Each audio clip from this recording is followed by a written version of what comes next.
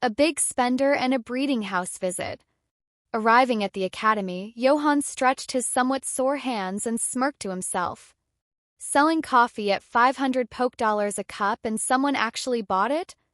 Not just one but 21 cups at once. Times have really changed. A tidy profit of over 10,000 $10,000 in a single morning. If Steven ever decides to treat his entire company to coffee, I don't know if I should be happy or terrified. Shaking his head, he refocused on his next task, the counseling office. Professor Cosmo. He hadn't been around much this semester. Last term, the two of them had spent plenty of time together, exchanging banter and theories.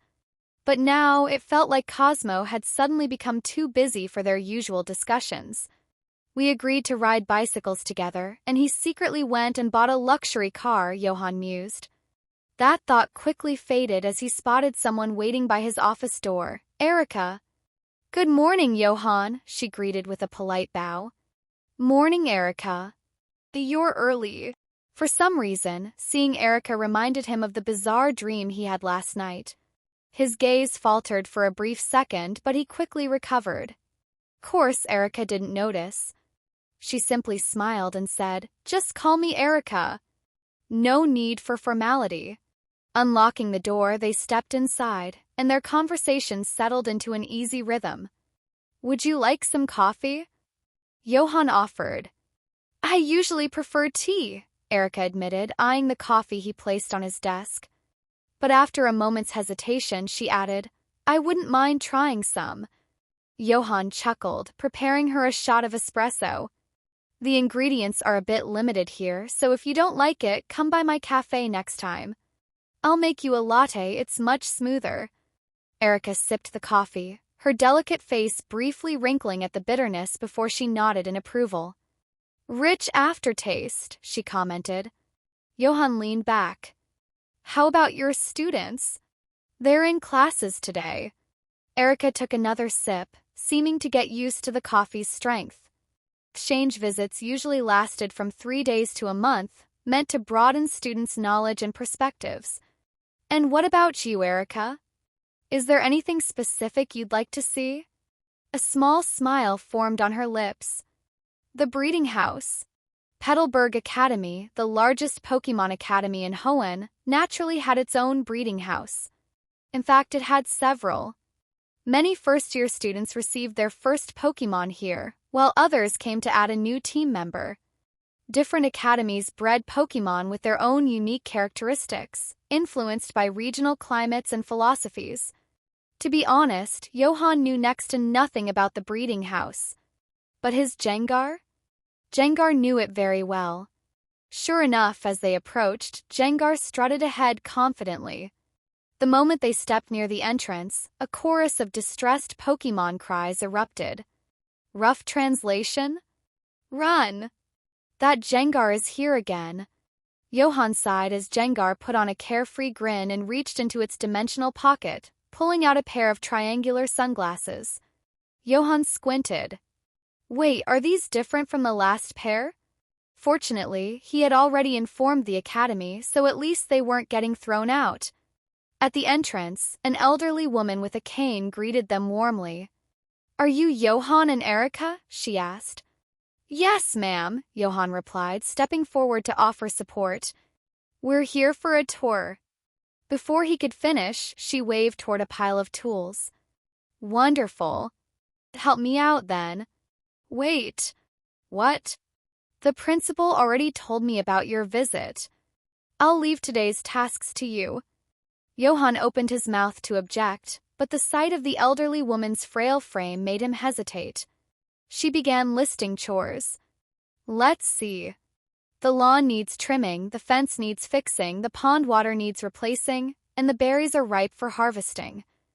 Johan sighed, rubbing his forehead. Jengar's berry thefts might have caught up to me. Understood, ma'am. We'll handle it. Erica, for her part, looked completely unbothered. She saw this as an opportunity to observe the academy's breeding methods firsthand. Two of them donned aprons, boots, and gloves ready for work. As they walked away, the elderly woman straightened up, her frailty vanishing in an instant. Her eyes gleamed with amusement. Principal had mentioned Johan's visit and promised that he could choose a Pokémon from the breeding house as a reward. This was her way of testing if he was truly worthy. So far, she was impressed. Johan showed respect and responsibility, qualities essential in a trainer. Perhaps one of the special Pokémon she and her husband had raised would find a worthy partner in him. The breeding house courtyard. Stepping into the courtyard, Johan was immediately struck by its sheer size.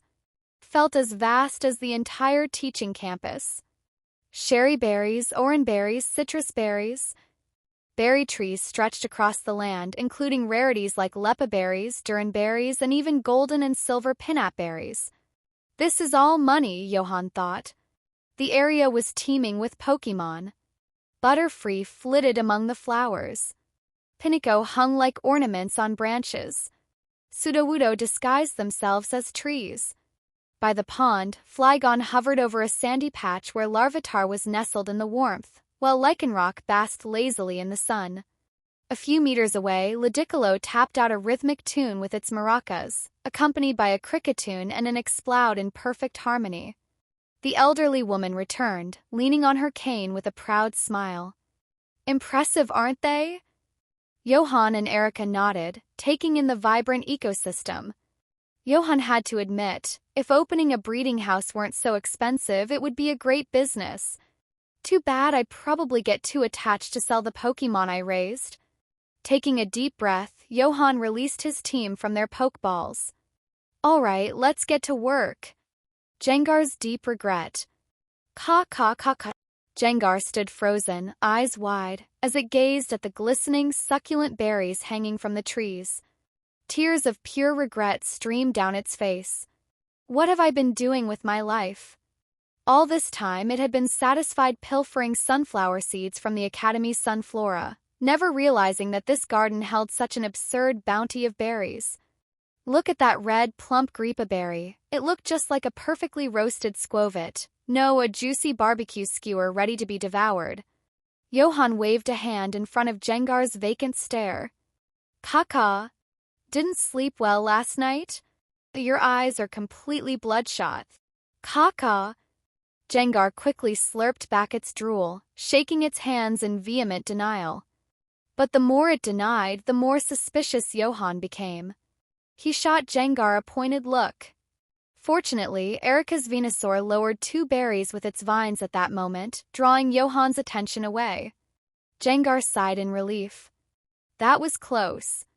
But then, the mention of last night's battle reminded Jengar of something crucial. It was starving. The ghostly trickster visibly deflated, slumping onto the ground at an alarming speed. Caw. Johan, having a good idea of what Jengar had been up to the night before, sighed. Rest if you need to. I'll get you something to eat later. Caw. Jengar nodded obediently and shuffled over to lean against a nearby tree, looking utterly dejected. Watching this, Erica chuckled. Your Jengar is surprisingly well behaved. Johan glanced at Jengar, who was now gnawing on its own fingers.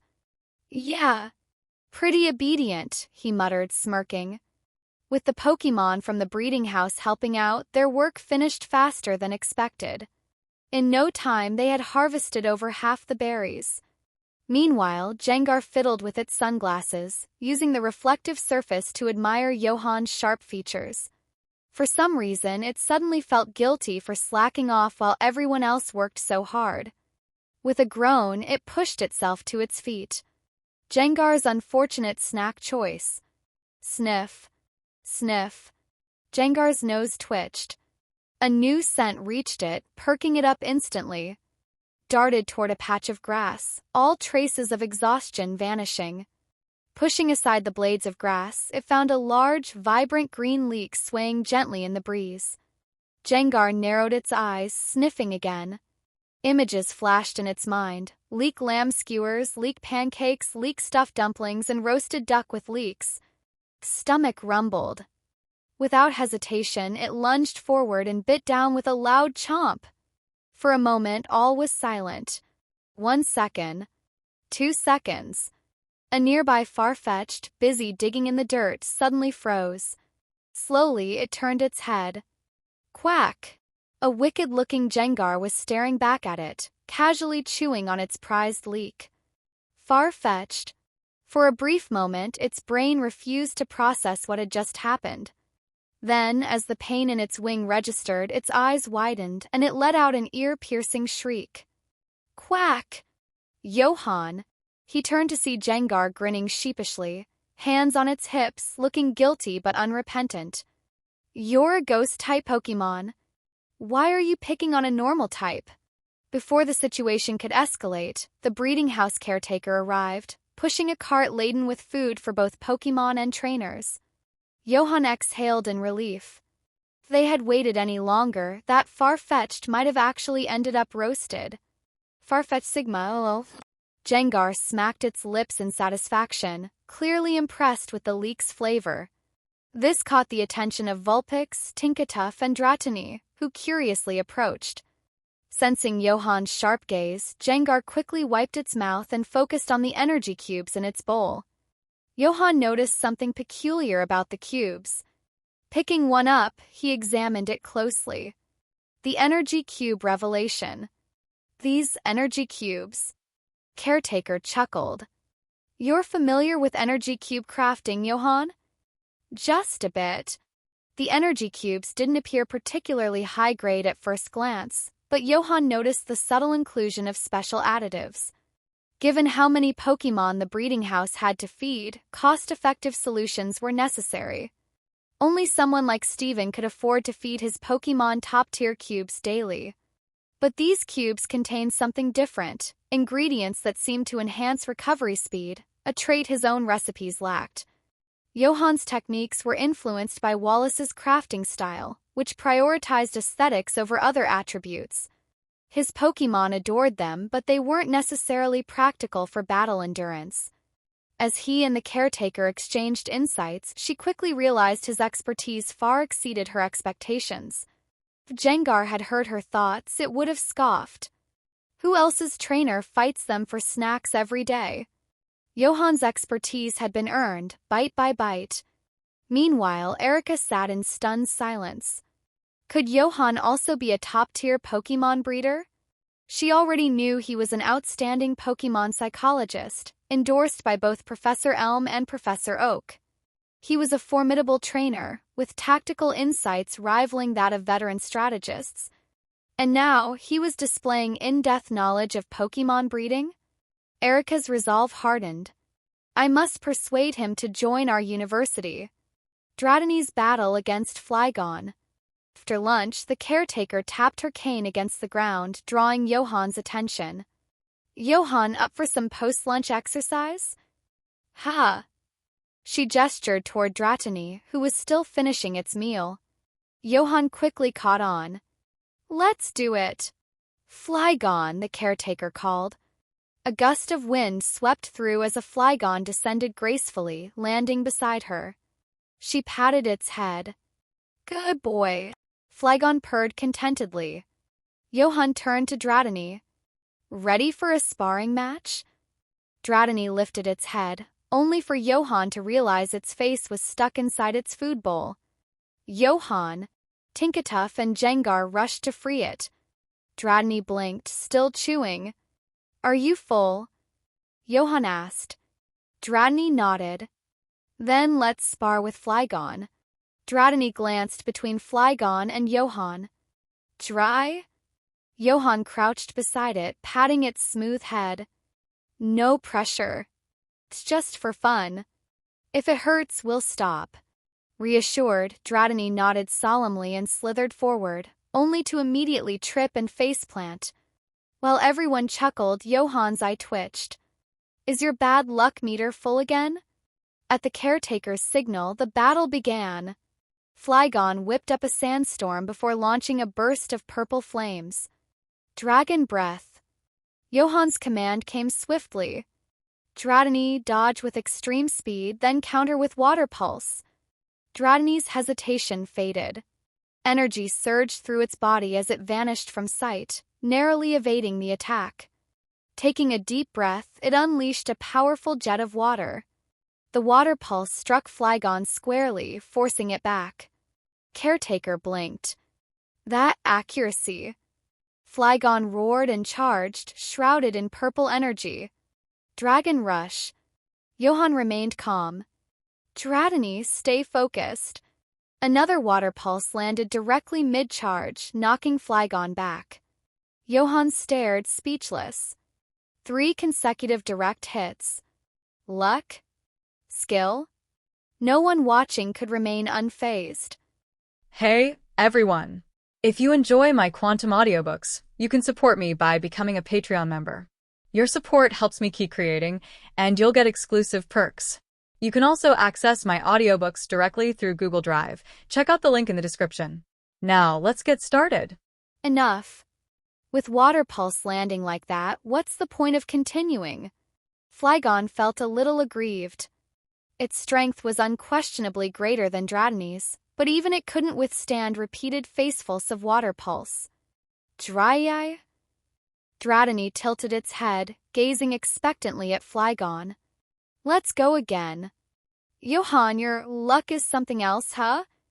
The caretaker of the breeding house couldn't help commenting, feeling a bit at a loss. Luck? Johan twitched his lips. Since when was he ever considered lucky? Dry-eye. Dratini didn't see things the same way. Strong Pokémon never rely on luck. In truth, the worst part wasn't the triple water pulse. It was the opponent, the oblivious, utterly unaware opponent, who didn't even realize how lucky they were. Just like how true lucky charm trainers never think they're lucky. Isn't water pulse supposed to hit every time? If anything, 3 water pulses in a row were tame. True luck masters? They'd lead with 7 consecutive hits of Air Slash, cutting down a Magneton resistant to flying types and leaving it questioning its existence. If only Dratini could learn Metronome, Johan would absolutely want to see if it could summon Origin Pulse. Shall we stop here? Johan tentatively asked. Caretaker nodded. She turned to Johan. Did you notice?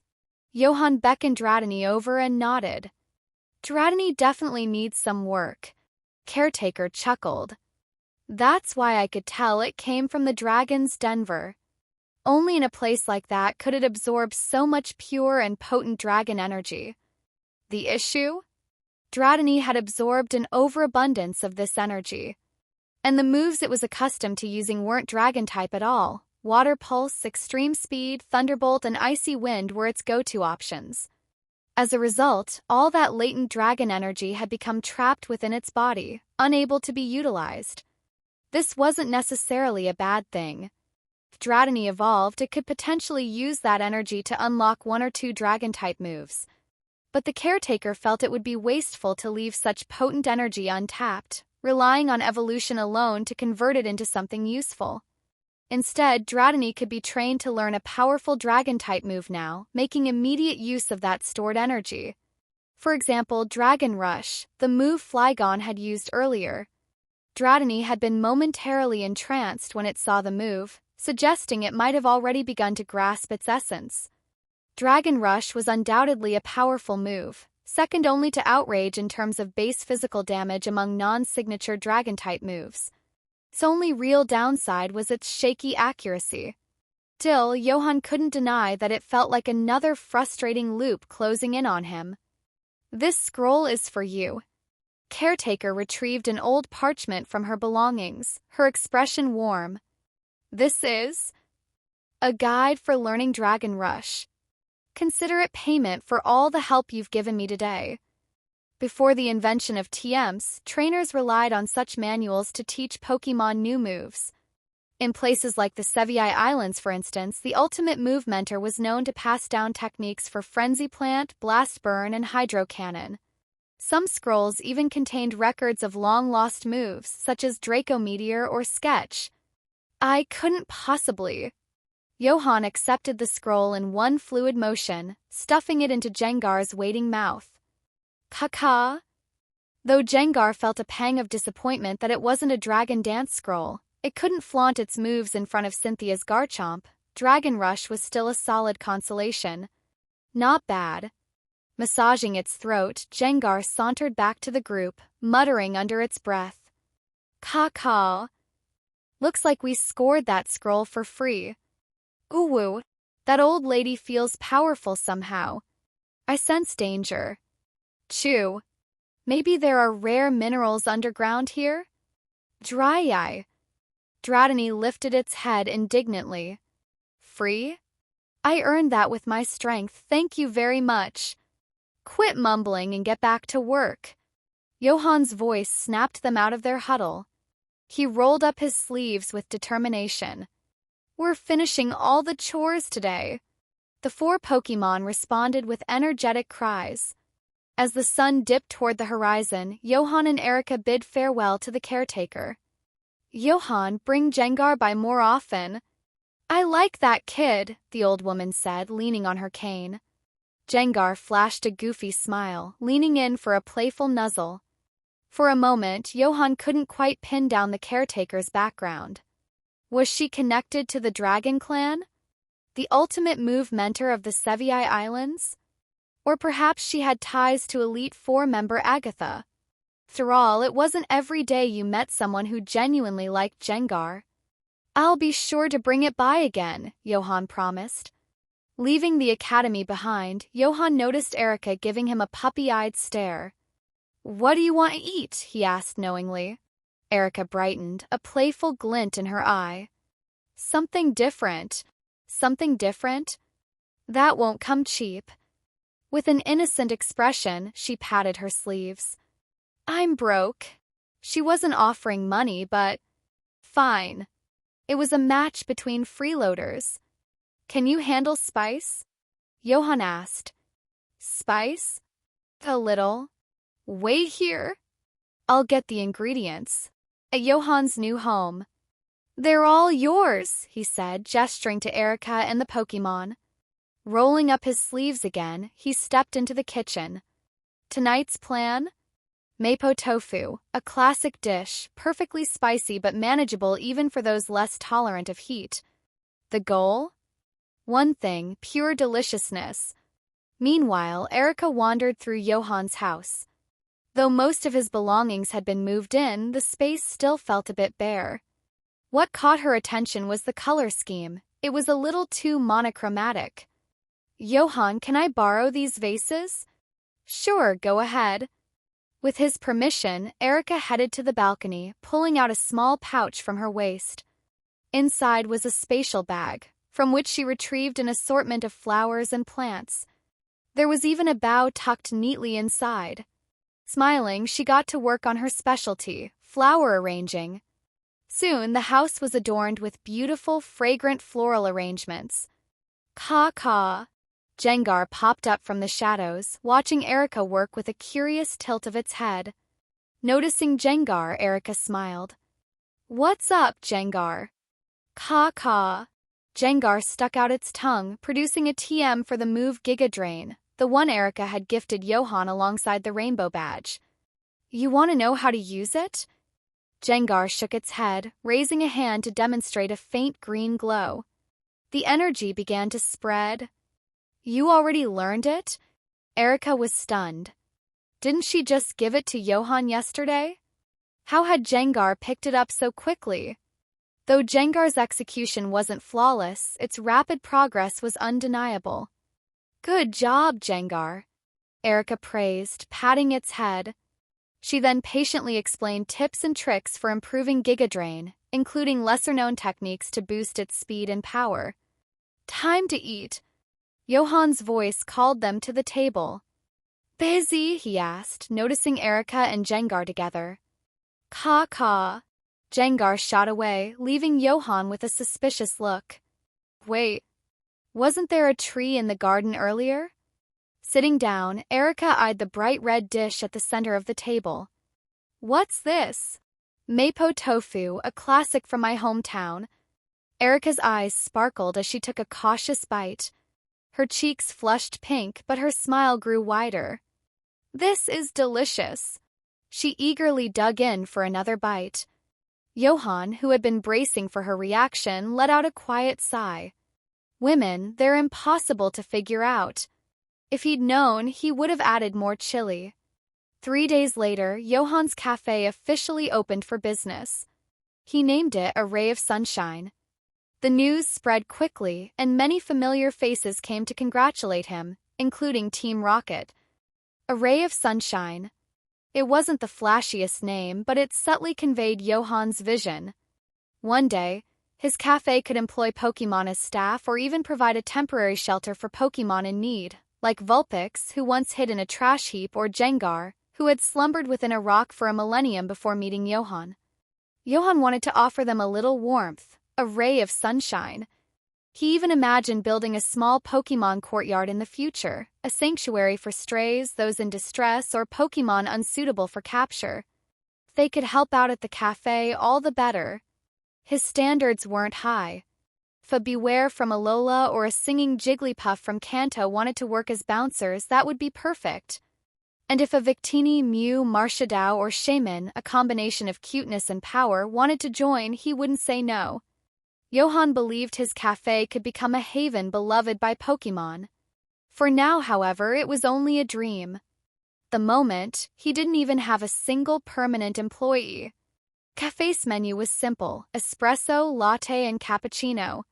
Items like ice cream, macarons, or cream puffs were listed for decoration only. But that didn't stop the grand opening from being lively. Devon, Roxanne, Erica, Wally, and others, plus Johan's acquaintances from Rustboro City, all came to celebrate. Jengar, Tinkatuff, and Dratini temporarily served as waitstaff, while Vulpix assisted Johan in making coffee. The laughter could be heard from streets away. Team Rocket's base in Kanto. Cafe. Giovanni stared at the image of A Ray of Sunshine on his tablet, lost in thought. "Boss," Maori said, bringing him a cup of coffee. "So, are you suggesting that Team Rocket should start with the food and beverage industry?" Giovanni murmured, narrowing his eyes. Through his last conversation with Johan, Giovanni had been considering ways to rebrand Team Rocket. He just hadn't found the right direction until now. Indeed. No matter who you are or what your status is, you can't avoid eating.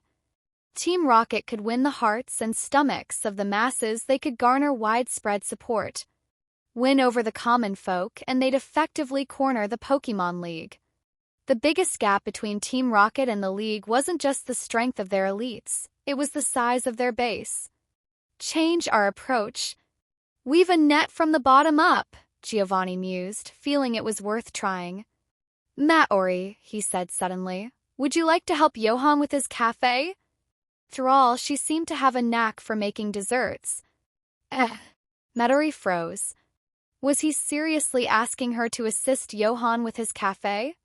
She wasn't entirely against the idea. She could even learn some recipes from Johan, but leaving Giovanni's side. Pressing her lips together, she hesitated, unsure how to respond. Giovanni noticed her reluctance and nodded. I understand. Changing secretaries would disrupt too many operations. Besides, this task was better suited for someone unfamiliar, less likely to bring unnecessary trouble to Johan. Let's send them instead, Giovanni decided. Them. Maori immediately thought of 3 individuals. Were they really up to the task? Evie eats cabbage. Congrats on the opening. Grain in the field. Come by for a coffee. He eats cabbage. I'm not in Sinnoh right now. Went to Unova. Grain in the field. Unova? Evie eats cabbage. Yeah, I've got an exhibition match with Caitlin. Caitlin, the future psychic elite 4 of Unova, and one of the few who could match Sabrina in psychic prowess. Grain in the field. Good luck and try not to make her cry. Evie eats cabbage. Garchomp deathglare.jpg. Johan chuckled at the emoji on his screen. Johan will be heading out now. Erica stood with Brock, Wally, and Wally's classmate, ready to return to Celadon University. Want me to see you off? Johan asked, pocketing his phone. No need, Erica said with a sweet smile. After all, we'll see each other at the festival soon. Festival? Johan paused, watching the 4 of them wave goodbye. Jengar, he called, see them off for me. Wearing a server's uniform and cleaning a table, Jengar crossed its arms. Caw. I'm busy, you know. But despite its protests, Jengar floated off to escort the group. Johan wiped the sweat from his brow. Phew, it's been a hectic day. Till he believed the busyness was just because it was opening day. With no standout features or fame, the cafe would likely quiet down soon. Through all, it wasn't like everyone could be like Steven, who casually ordered 20 cups of coffee at $500 each. He deliberately set affordable prices post-opening. At the end of the day, Johan considered himself first and foremost a teacher, a Pokémon psychologist, a trainer. How did he end up with so many roles? Beside the cafe, Jengar stood with hands on its hips, deep in thought. Johan's new business venture pleased it, but Johan's lack of drive didn't. So, click. Jengar snapped a photo of the cafe's storefront and floated into a nearby print shop. The moment Jengar phased through the closed door, the room's temperature plummeted. The shopkeeper, a middle-aged man, turned pale. Caw. Jengar flashed its crimson tongue, a mischievous grin on its face. Why, you robbing me, the shopkeeper stammered, sweat pouring down his forehead. Robbery? Jengar tilted its head. Not a bad idea. But remembering Johan's disapproving glare, it shivered, holding up the photo of the cafe instead. Drew, a Smeargle working in the shop, noticed and approached Jengar. Caw. Realizing it had found a kindred spirit, Jengar gestured wildly. Smeargle nodded in understanding, its tail paintbrush moving deftly. In no time, it had recreated the photo on its easel. Drew! Caw. Satisfied, Jengar instructed Smeargle to turn the image into a promotional flyer. The collaboration resulted in a stack of striking posters, much to the bewilderment of the shopkeeper. Jengar left the store with its prize, humming happily. Instead of returning to the cafe, Jengar headed to a dark alley a few streets away. Red eyes glinted in the shadows as it approached. Jengar smirked, summoning a swirling shadow ball in one hand. Woo! The menacing Pokémon scattered, revealing a ragtag group of wild and rogue Pokémon, including a crocodile, all bowing respectfully. Boss Jengar. With a boom, Jengar pulled out its posters and handed them out. Caw. Distribute these everywhere by tomorrow. I want to see them on every street. Walking out of the alley afterward, Jengar sighed contentedly. If this cafe succeeds, it's all thanks to me. Johan? He's useless. Thrustboro Pokémon Academy. Principal. The Dean of Academics, Martin, entered the principal's office to find the principal battered and bruised, sitting quietly at his desk. Beside him, a Pangoro crossed its arms, glaring menacingly. Martin. Ah, Martin, the principal said, forcing a smile. What's the matter? Ahem. Ignoring the principal's state, Martin said, I've heard Celadon University is offering big money to recruit Johan. Principal, Martin exclaimed. We can't lose him. Our admissions strategy depends on him. Good point, the principal agreed. Then shouldn't we? Principal smiled again, wincing as his bruised face protested. Celadon University doesn't understand Johan. A man so deeply connected to Pokémon wouldn't care about material things. But he still needs money and resources to train them. Good point. Martin, while we can't just hand him cash as an institution, we can raise his salary, the principal mused. And since he runs a cafe, why not place regular orders as a school? Standing up slowly, he declared, Teach a man to fish, Martin. Understood. Back at the cafe, Johan noticed Jengar was still missing and pulled out his phone to call. Before he could, a message popped up on his screen. Young man, it's so boring here. I can't even think about thinking. Johan frowned at his old glitchy phone, replying, Grain in the field. Where are you? I'll buy you coffee. Young man, coffee? What's that? Huh? Johan blinked. Was there really someone in the Pokémon world who didn't know what coffee was? Given that this person seemed quite adept with their smartphone, their ignorance of coffee felt odd. But he didn't dwell on it. Grain in the field, it's a kind of beverage that helps keep you awake. Young man, a beverage? For some reason, Johan suddenly felt like he was talking to someone who'd been living under a rock. Grain in the field, just try it and you'll see. By the way, where are you? Young man, in the distorted world. Oh great. Johan sighed. He was starting to think this person's contact name should be changed from young man to edgy young man. Grain in the field, well, can't help you there. Grain in the field, if you're bored, you could train some Pokémon. Or better yet, watch a show. There's a good one out right now, Adventures of Foam Mouse. Young man, Adventures of Foam Mouse? Young man, understood. Edgy young man probably enjoyed silly entertainment, similar to Jengar. Giving him something to pass the time was the best way to drag things out for now. In the distorted world, Giratina, its origin form hovering in the void, stared at the small screen in front of it deep in thought. Johan hadn't finished his sentence earlier, but Giratina understood the implication. Bored, it should train its Pokémon. While Giratina considered most Pokémon laughably weak, there were a few that showed promise. Perhaps in time. Roar! Giratina abruptly clamped its mouth shut. No. No thinking about that. Glanced at the endless void of the distorted world and muttered to itself. Foam mouse, foam mouse, foam mouse. Till it had to admit Johan was right. Someday, having a few dependable Pokémon might be helpful. And that small form of his, Jengar, was quite capable. Its ability to integrate Giratina's energy without issues proved it had potential. But for now, time to watch Adventures of Foam Mouse. 3 days passed peacefully. One morning, Johan woke up as usual to Jengar's signature wake-up call, a slimy lick to the face. After washing up and eating breakfast with his Pokémon, he prepared to head to the academy. But when he reached the first floor and saw the line outside his cafe's front door, he froze. What on earth was going on? By all logic, his cafe, located in a less-than-ideal spot with no advertising, should have seen dwindling business after opening day. Yet, contrary to his expectations, the number of customers had only increased. On the third day, people were lining up before opening hours. Sure, Johan was confident in his coffee-making skills and customer reviews had been glowing. But still, there was no reason for this sudden surge in clientele, especially since the cafe only served coffee and nothing else.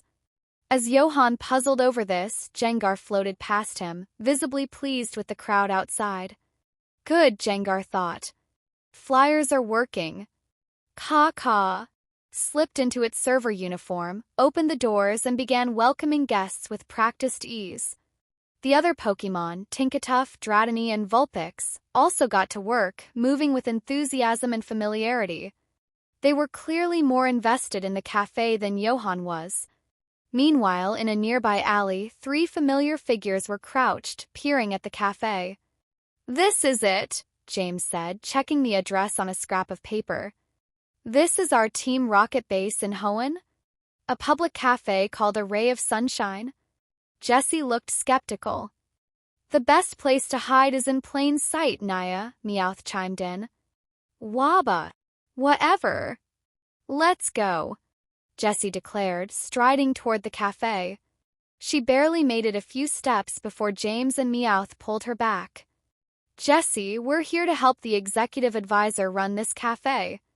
We can't blow our cover. Exactly, Naya. This is our big chance to prove ourselves and expand Team Rocket in Hoenn. Waba. Fine, Jessie huffed, returning Wobbuffet to its pokeball. The trio then executed one of their specialties, disguises. Through serving the morning rush, Jengar tugged on Johan's sleeve as he cleaned the counter. Caw, gestured toward the cafe entrance. New hires? Johan looked up, delighted, only for his expression to sour the moment he saw who it was. Really? Did they think their disguises would fool anyone besides Ash and his friends? 2 humans and a Meowth skulking around. Executive advisor. The coolest of cool, feared even by the girl in the green wig. Jessie's voice rang out with enthusiasm. Sure. We're supposed to be incognito.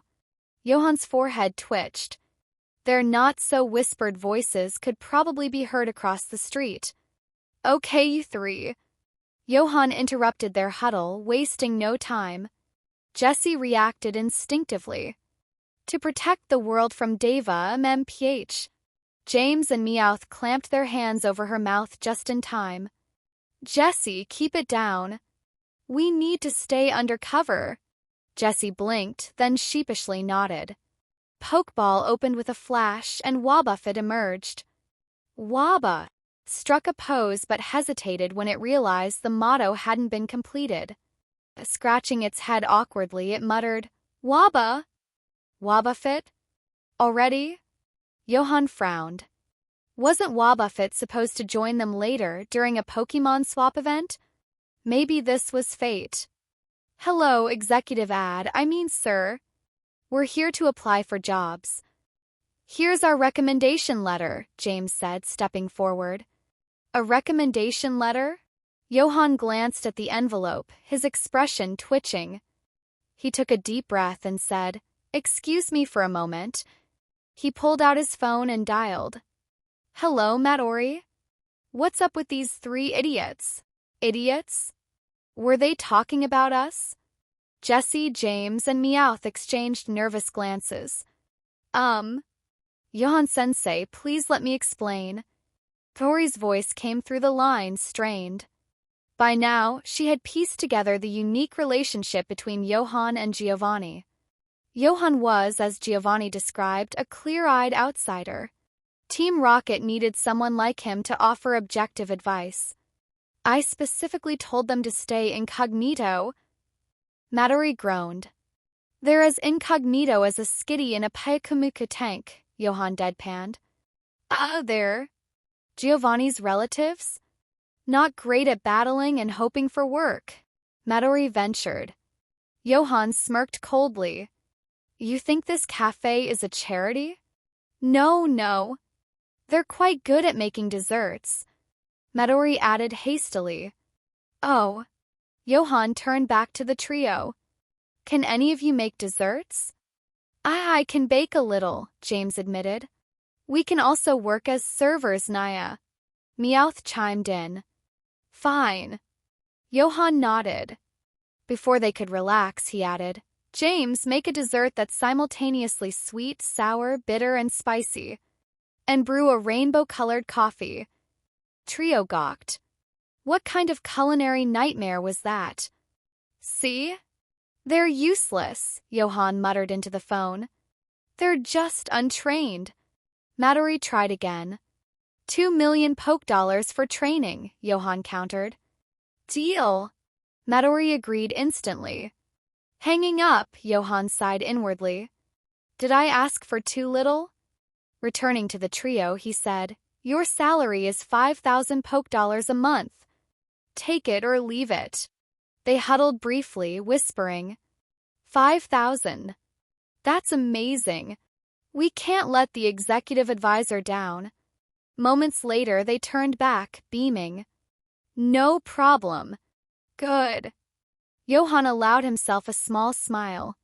Though incompetent at their main job, catching Pikachu, the trio had proven resourceful in their side gigs. Call me Johan-sensei, he said. Johan-sensei. The name rang a bell for James, though he couldn't place it. From now on, you'll report to Jengar, Johan added. Kaka. Jengar emerged from Johan's shadow, grinning and cackling. Kaka. Call me President Jengar. Trio exchanged uneasy glances. Their new boss was terrifying.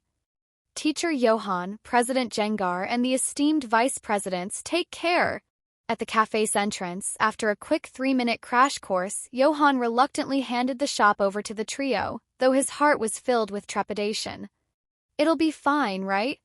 Say what you will about Jessie, James, and Meowth's inability to catch Pikachu, but their business skills were maxed out. If they could make even a small roadside stall flourish, surely they could manage a cafe. Besides, even if wild Pokémon caused trouble, Meowth was a top-tier translator. Worst-case scenario, they had Wobbuffet, a Pokémon capable of reflecting Giratina's attacks. Though Johan felt conflicted about Team Rocket, he couldn't help but like the trio. Why? Their love for Pokémon was undeniable. They've only just become official Rocket members and haven't completed many missions yet, Johan mused. This might be the perfect opportunity to redirect their energy. If they gave up stealing others' Pokémon and focused solely on Pikachu, well, Pikachu would never be theirs anyway. And it wasn't Johan's place to disrupt their love-hate relationship with Ash. By the way, Johan turned back after taking a few steps. Yes, Teacher Johan. I'll see if Officer Jenny can help you get temporary residency permits. Prepare your personal info, keep it simple. The trio's eyes widened before they nodded eagerly. As Johan walked away, they huddled together. Teacher Johan has connections with the Jennies? Jessie whispered, awestruck. The Jennies are as influential as we are, James added, visibly impressed. Breaking through the Jennies network. That's incredible, Naya. The three exchanged determined looks. If we complete Teacher Johan's tasks flawlessly, we'll surely earn Giovanni's favor and rise through the ranks. What a wonderful feeling. The trio grinned foolishly in unison. Waba, let's aim for a spaceship. Or better yet, a Gundam. Arriving at the Academy's counseling office, Johan found himself with a moment of peace before training began. Jengar had wandered off to the daycare to play with the old lady there. Tinkatuff was practicing swords dance in the corner. Thanks to the old principal's preparation of the necessary materials, Tinkatuff's progress was steady. It was now focusing on speeding up the move's execution. Dratini, meanwhile, was curled up on a single-seater sofa, napping. Recently, Dratini's training regimen had been the most intense of Johan's Pokémon. As the daycare caretaker had said, increasing the intensity of Dragon Rush and Dragon Pulse training had noticeably boosted Dratini's appetite and energy. Its body was even slightly larger now, a sign that it was steadily converting its stored energy into strength. Johan sat in a chair, gently brushing Vulpix's soft, snowy white fur with a wooden comb. The fur was so smooth that the comb barely met any resistance. Vulpix stared at Johan with its large, crystalline blue eyes, silent but content. Your fur is in great condition, Johan said with a smile. Vulpix might have thought it was a cat rather than a fox, but at least it didn't shed fur everywhere. This grooming session served as both a massage and a way to relax its muscles. Ooh, the little Pokémon let out a soft, sugary cry. So, have you decided whether or not to evolve yet? Johan asked. Hearing this, Vulpix buried its head in Johan's lap, wagging its tail slightly. All right, Johan chuckled, shaking his head fondly. No rush. Take your time. When it came to evolution, Johan always prioritized his Pokémon's feelings. Vulpix didn't outright reject the idea of evolving. Though Jengar's evolution into Haunter had left a negative impression, Johan had shown Vulpix pictures of how beautiful an Alolan Ninetales could be. But still... Ooh! Vulpix mumbled, sniffing Johan's scent. It wasn't that it disliked the idea of evolving. It was just that, after evolving, it might no longer fit comfortably on Johan's lap to enjoy his scent and warmth. The comforting, familiar scent. Feeling completely at ease, Vulpix let out a tiny yawn and slowly drifted off to sleep. The sudden buzz of Johan's phone startled him. Carefully checking that Vulpix hadn't woken up, he reached for the device. It was a friend request from an unfamiliar user. Cynthia's young lady. Cynthia told me to add you. Ha! Johan muttered, eyebrows raised. Cynthia's young lady? Despite the odd username, Cynthia's involvement left him little choice. He accepted the request after a moment's hesitation. Soon a message arrived, a picture. The image showed a Duosion, the evolved form of Solosis. Duosion, a psychic-type Pokémon, was relatively rare. Its final evolution was Reuniclus. However, Johan quickly noticed something unusual about this particular Duosion. Normally, Duosion had a green membrane containing a core resembling a small doll. It lacked legs and ears, sporting a detached white orb on its head instead. But this one, its core had tiny legs and noticeable ear-like structures. Grain in the field. Is this an evolutionary abnormality? Evolutionary abnormalities referred to Pokémon displaying characteristics of their next evolutionary stage prematurely. Johan had once seen a Charmeleon with 2 horns instead of 1, a trait typically associated with Charizard. Now, seeing this Duosion combined with the username, Johan had a good idea of who he was talking to. Cynthia's young lady, good eye. Grain in the field. Evolutionary abnormalities are rare, but they typically resolve themselves upon full evolution. There's no need to worry too much. Cynthia's young lady. That's not what I'm asking about. Another message followed, a video this time. In the clip, the Duosion hovered in midair but was visibly tilted. It attempted to correct its posture but struggled to do so until a burst of psychic energy helped it stabilize. Even then, the Duosion seemed disappointed with itself. Johan frowned. Another case of psychic pressure overload. Natsum was like this. So was Sabrina. And now Caitlin. Unlike Sabrina, Caitlin's mastery over her abilities wasn't as refined. Perhaps it's due to Sabrina's heritage or Caitlin's lack of training. Either way, excessive psychic power often led to personality quirks. Grain in the field. Your psychic power is putting too much pressure on it. Psychic-type Pokémon often thrived under psychic trainers, their combined strength far surpassing the sum of their parts. However, Caitlin's psychic abilities were overwhelming. Johan suspected that this pressure might even be the cause of the Duosion's evolutionary abnormality. Cynthia's young lady. Too much pressure? Grain in the field. My advice is to give it space and time to rest. Avoid intense battles or training for now. After a pause, he added, Grain in the field. I can also provide soothing audio to aid its relaxation and sleep. Moments later, a new message arrived. Cynthia's young lady. By the way, Cynthia stayed at my house for 3 days. Cynthia's young lady. She mentioned your name 76 times. Why are you keeping count? Cynthia's young lady. You'd better watch out. Johan felt a chill run down his spine. What are you going to do, come through the phone and punch me? Before he could respond, his phone rang. It was Cynthia. Johan, I'm so sorry. Caitlin's just throwing a little tantrum. Don't mind her. In the background, Johan heard loud thuds and the calm voice of Caitlin's butler, Dirac. Miss Caitlin, please, take deep breaths. Johan! Caitlin's voice rang out. I'm flying to Hoenn immediately. Johan wiped sweat from his brow. She wasn't serious, was she? Cough, Johan cleared his throat. It's fine. I won't argue with a child. She's just joking, Cynthia assured him. Diraka's voice.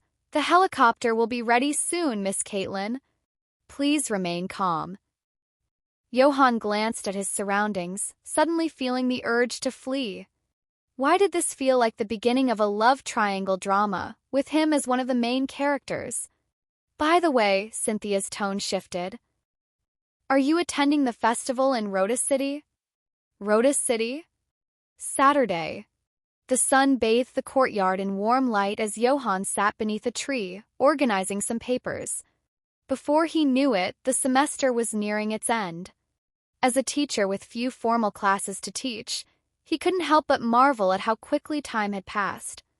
Nearby, Jengar was leading the little ones in a light warm-up session. Whenever it came to training, Jengar always got serious. Meanwhile, Team Rocket's trio, still in their cafe uniforms, were huddled by the window, whispering among themselves. Jengar, the president, is as diligent as ever, James remarked. Speaking of which, I haven't seen Johan train Jengar or the others very often, Jessie said with a tinge of confusion. The hardest part is creating a training plan, Naya, Meowth said with crossed arms, wearing a knowing look. Have you ever seen Boss Giovanni train? Real powerhouses know how to craft perfect training regimens, Naya. As someone who'd spent time as Giovanni's pet, Meowth considered himself an authority on the subject. From his spot, Johan raised an eyebrow. Next time you three whisper, could you try lowering your volume a little? He called out dryly. That said, Meowth had a point. For Pokémon, the focus was on training. But for trainers, there was much more to consider. Take Giovanni, for instance.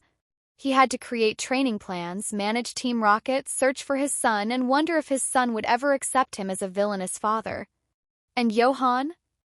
He needed to figure out how to earn enough to fill 4 massive financial holes, while keeping an eye on his Pokémon's ever-changing conditions. Recently, he'd noticed Jengar sneaking out late at night. First, Johan had been concerned. Then he thought, Jengar can't exactly drop dead, right? Since nothing bad had happened, he let it slide. You three don't look very busy, Johan said, turning toward the trio with an unimpressed look. Busted, X3. To the trio, Johan, a top Rocket executive trusted directly by Giovanni with connections to the Jenny family, radiated an intimidating aura. Breakfast rush is over. James stammered. Johan nodded thoughtfully. Cafe currently only sold coffee, albeit in many variations, which made the menu a bit limited. Still, the trio's business acumen had impressed him. The cafe's profits were remarkable. Did you clean the floors? Wash the tools? If you're free, go hand out flyers. Do I need to spell it out for you? Trio stiffened, standing at attention. Yes, sir, X3. Minus 500 poke dollars, Johan added nonchalantly. They blinked in shock. 500 poke dollars? Gone? Just like that? This was a new rule. Calling Johan boss or executive resulted in a 500 poke dollar penalty. From their perspective, Jengar was much more approachable. Johan, though? His aura was overwhelming. Checking his phone for the time, Johan closed his heart-shaped notebook and stood up. I'll be heading out for a while. The shop is in your... Hearing this, the trio perked up. If Johan was leaving, that meant they'd be temporarily in charge of the entire Hoenn branch. What an amazing feeling, they thought in unison. Care, Wobbuffet, Johan said, turning to the blue Pokémon by the window. Wobba? Wobbuffet tilted its head, confused. Johan stepped forward, patting Wobbuffet's smooth, slippery head. Then he took out a Stufful-themed cap and placed it on Wobbuffet. You've got this. Believe in yourself, Johan said softly. Wobba. Wobbuffet. Blushing, Wobbuffet snapped to attention, saluting. Turned to the trio, pointing proudly at the cap on its head, a symbol of its new temporary leadership. Johan smiled faintly and called out, Let's go, little ones. Uwu. Vulpix leapt gracefully onto Johan's shoulder, licking his cheek affectionately. Tinkatuff and Dratini returned to their luxury balls for a nap. Caw-caw. Grinning mischievously, Jengar bounced over. The last moment, it pushed off with its short legs and dove headfirst into Johan's shadow in a perfect entry. Johan shivered as the temperature around him dropped sharply. Sighing, he popped a lumberry into his mouth. This winter. I'm not sure I'll survive it. The Devon Corporation's private airport in Rustboro City, Stephen, Roxanne, and Flannery were already waiting. This was Johan's first work-funded trip, and the destination was the Rhoda city Cynthia had mentioned earlier. The city was hosting a major festival, which included battles and even team competitions. As part of the invitation, Johan was tasked with leading 3 students from Rustboro Pokémon Academy. Although a standard flight could have sufficed, Steven's private jet offered the convenience of flying directly to the destination. Once all 4 boarded, the plane took off smoothly. Teacher, here's the Move tutor device you asked for, Steven said, handing Johan a small machine. Contained the Move iron tail, but it wasn't meant for Tinkatuff, it was for Vulpix. The idea had come to Johan one evening after work. While playing at home, Tinkatuff had accidentally flung its hammer. Johan had expected it to cause massive property damage, but Vulpix had nimbly leapt from the cat tower, intercepting the hammer with its 6 tails just before it hit the wall. Though Vulpix had struggled to catch it, the maneuver slowed the hammer enough for Tinkatuff to retrieve it. Disaster averted. It was then Johan realized Vulpix's tails had untapped potential.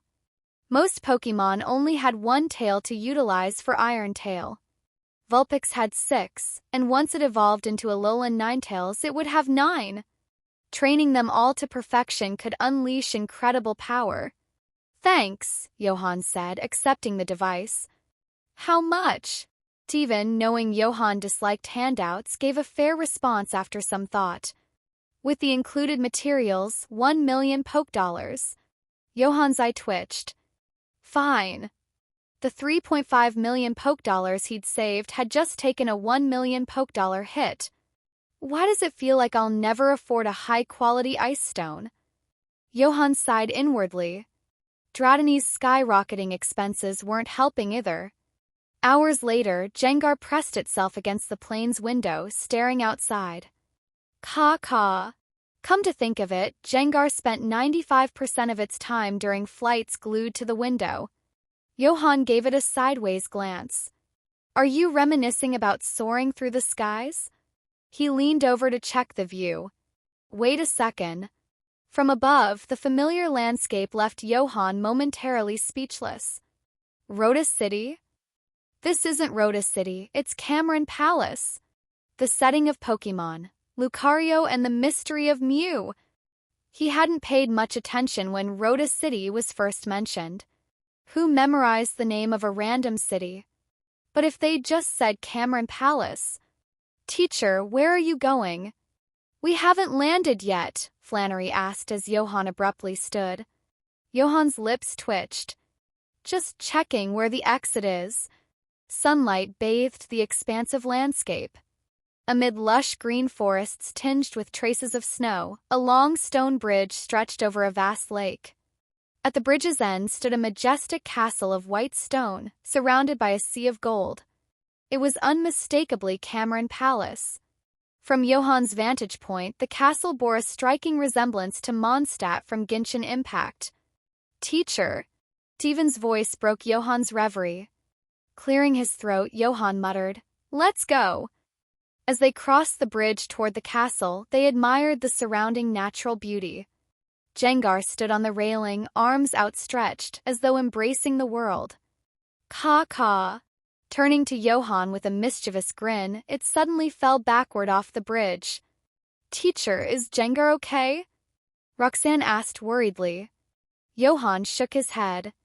Before long, Jengar reappeared, floating back up. It darted to and fro, gleefully playing by the water's edge. Caw. Returning to Johan, Jengar beckoned to Vulpix, who hesitated briefly before leaping off the bridge. Moments later, Vulpix was riding on Jengar, skimming just above the lake's surface. In the water's reflection, they spotted a tiny pink figure grinning mischievously at them, its long tail swaying gently. Mew. Startled, both Jengar and Vulpix rubbed their eyes. The reflection flashed white, and the pink figure vanished, replaced by a Goldeen swimming lazily below. Hoo. Caw. 2 Pokémon exchanged bewildered looks. Did the flight mess with their heads? Cameron Palace was adorned with festive decorations. The streets were bustling with a vibrant crowd, filled with the cheerful energy of a grand celebration. Warm-colored lanterns hung above, and the streets brimmed with stalls of all kinds. People in various attire walked through the lively streets, many accompanied by their Pokémon. Johan and his companions were no exception. The crowd is impressive, Johan remarked, taking in the sights. Cameron Palace hosts this festival every year. said to commemorate the legendary Aura Guardian Sir Aaron, who once saved the city, Roxanne explained, flipping through her notebook. Flannery's eyes lit up with excitement. That means there's bound to be a big battle tournament, right? In the Pokémon world, festivals and battles often went hand in hand, a cultural hallmark of their society.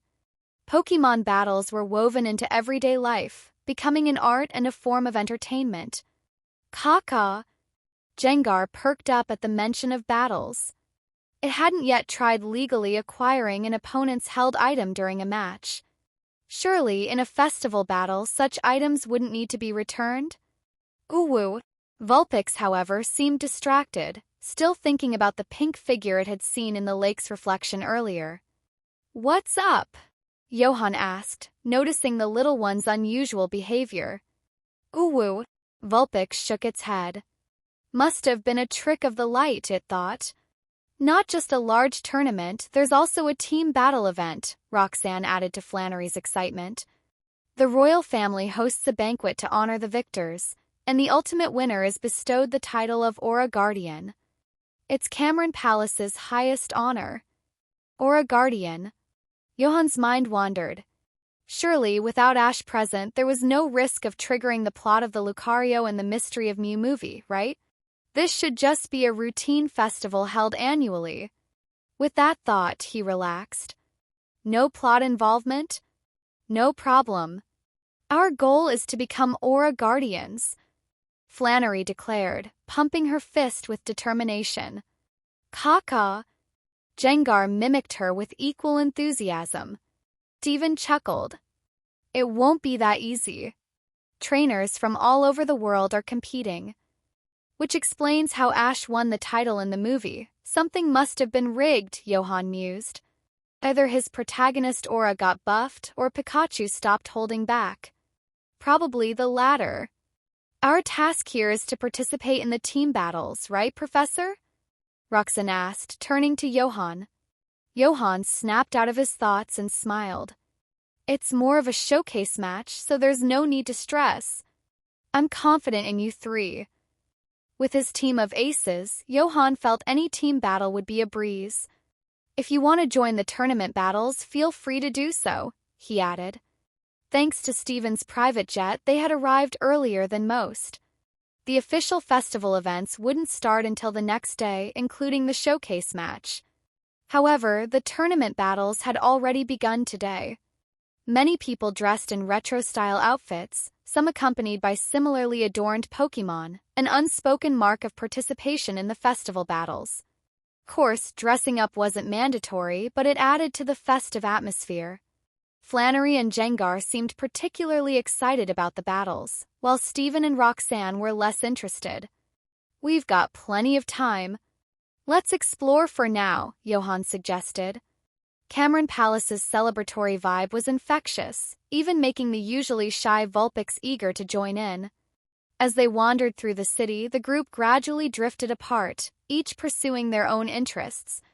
Johan only reminded them to regroup by evening, allowing them to explore freely. For instance, Jengar and the others had found a small crowd of children playing a ball-scooping game. For 20 poke dollars, you could scoop 5 balls. Whatever you managed to scoop, you got to keep. Seemed easy at first glance, but... Chew. Tinkatuff tried scooping, but its strength was too much. Paper Scoop tore instantly, spilling water everywhere. Sheer power was unsuited for the flimsy scoops. Johan sighed. Tinkatuff has great strength, but its control is lacking. Seemed clear Tinkatuff would need training in precision and restraint. Otherwise, it might grow up to be all brawn and no finesse. For now, though, Jengar had already scooped 4 balls. Dratini, though unlucky, managed 2. Vulpix, with its fine control, rarely missed, netting a ball nearly every time. Meanwhile, Tinkatuff still had none. Chew. Again. Chew. Again. Chew. The stall owner chuckled, delighted at Tinkatuff's repeated attempts. It was like having an automatic gold mine in front of him. Johan, however, felt his wallet bleeding.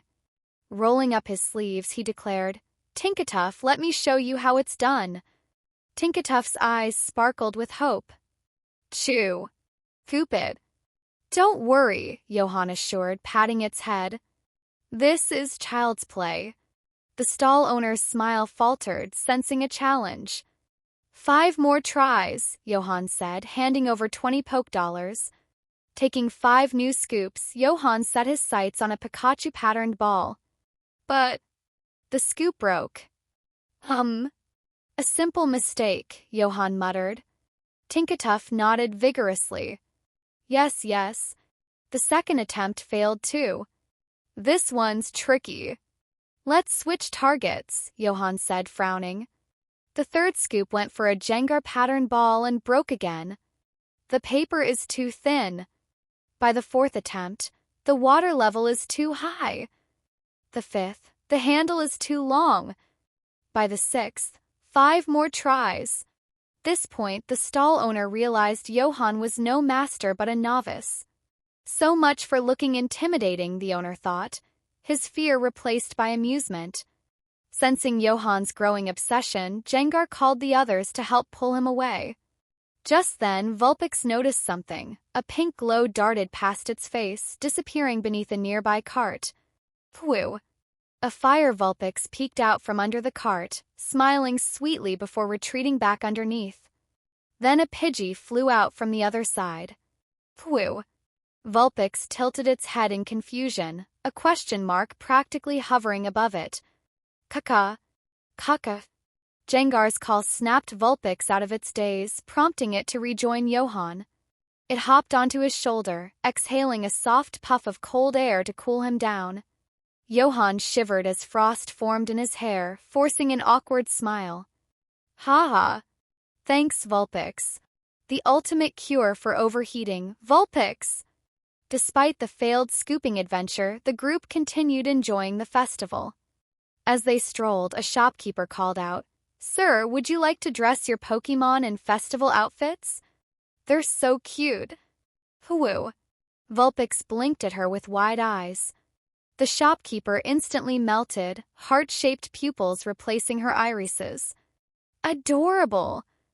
Jengar tugged at Johan's sleeve, pointing to the shop. Kaka, she called me cute. Johan sighed deadpan. Trust me, no one but me thinks Jengar is cute. Jengar gave him a side eye. Yeah, right. Seeing his Pokémon so eager, Johan decided to oblige. Through all, festival attire seemed fitting. During the Academy Festival, Ghastly and Vulpix had worn costumes. Jengar had even evolved into Haunter back then just to fit into a suit of armor. All right, pick something you like, Johan said. Pokémon cheered and dashed inside. Vulpix quickly chose an ICV costume. Adorable, cried the shopkeeper, helping it try on the outfit. Caw-caw. Jengar grumbled, regretting not keeping the night costume from the Academy Festival. Nothing here seemed to fit quite right. Its odd proportions made finding a costume tricky. Just as it was about to give up, Johan spotted something. Jengar, this one's perfect for you. Caw-caw. Jengar floated over skeptically, eyeing the red armor Johan had chosen.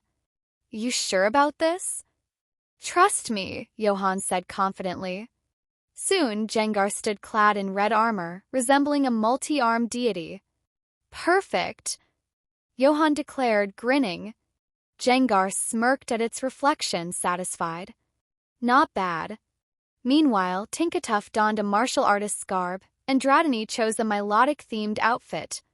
Costumes were a hit, especially with Vulpix's charm earning them a steep discount. Dressed to impress, the group continued. Wandering, attracting plenty of attention. As they walked, they noticed a commotion ahead. A battle between 2 young trainers had drawn a crowd.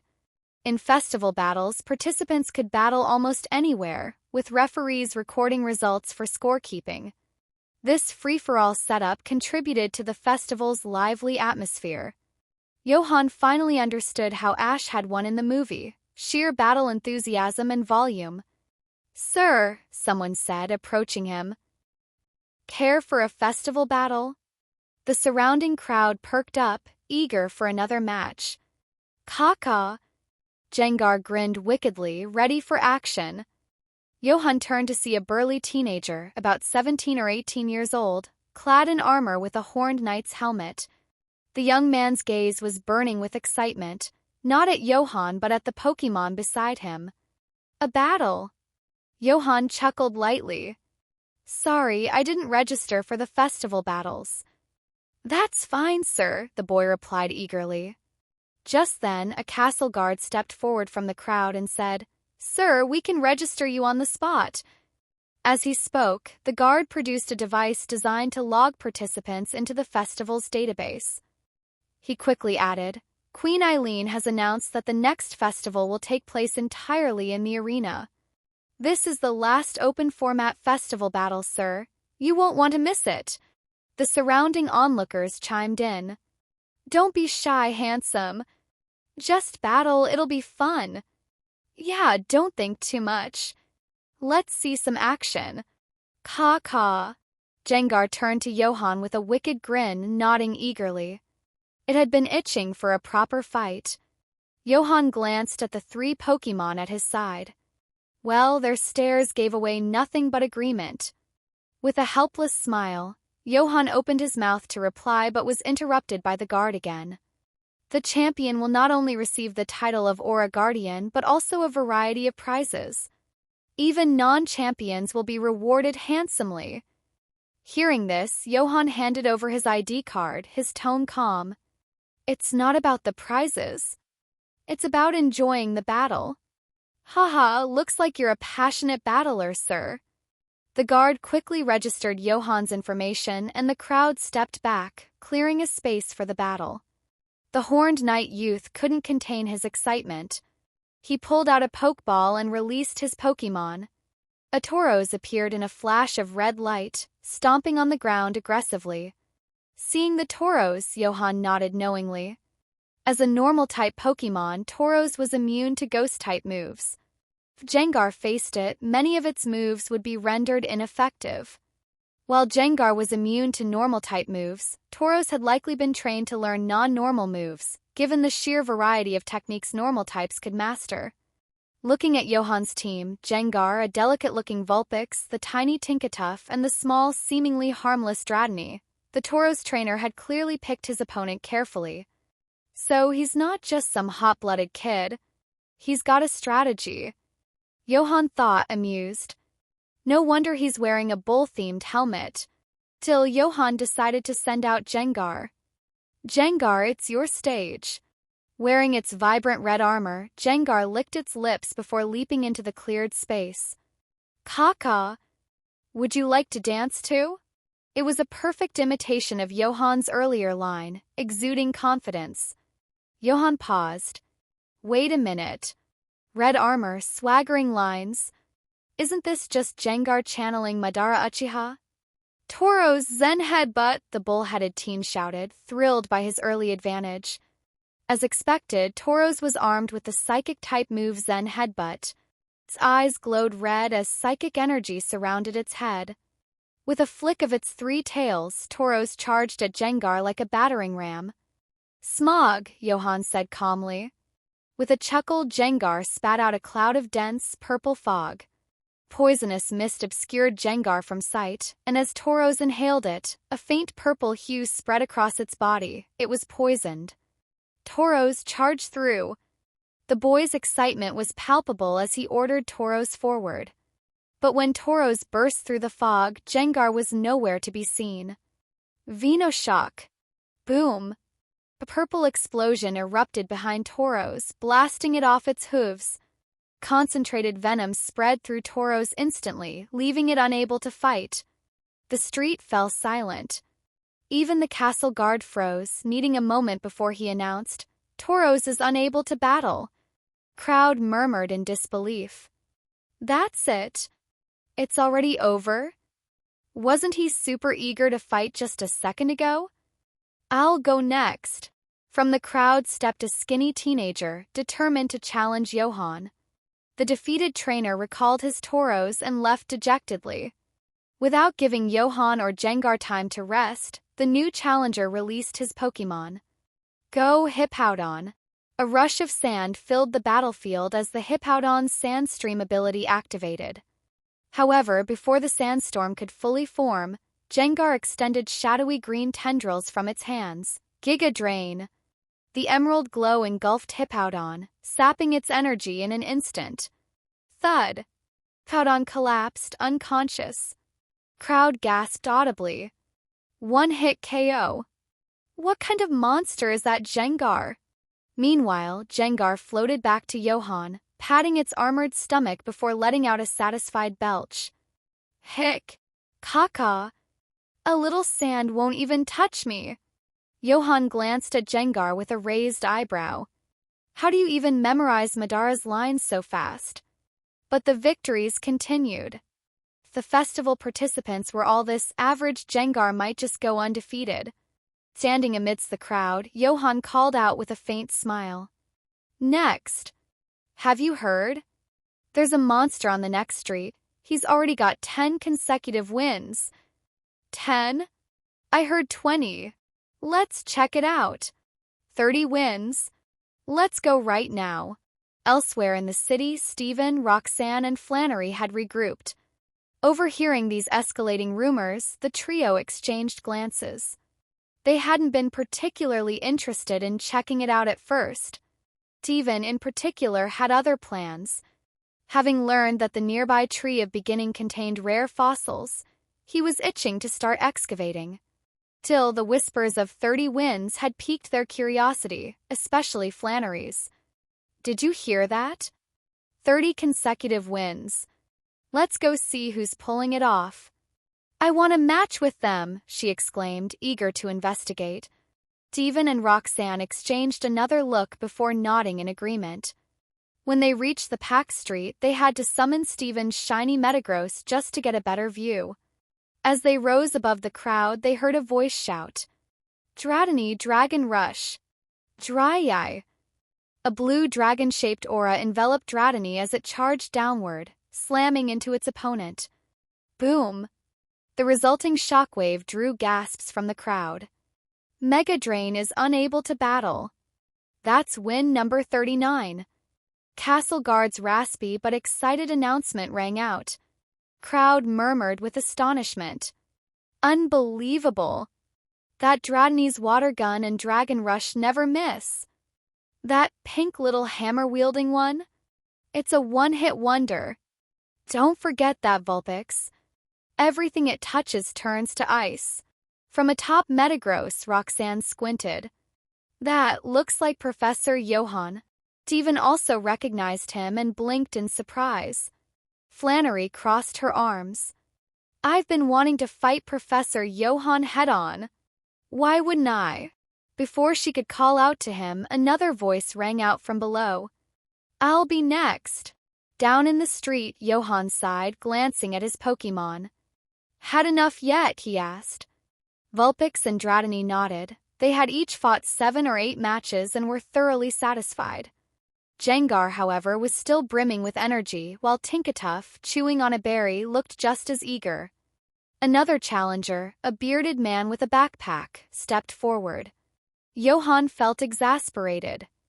They're too enthusiastic. But he couldn't deny the experience was paying off. Pokemon's mastery of their moves was visibly improving.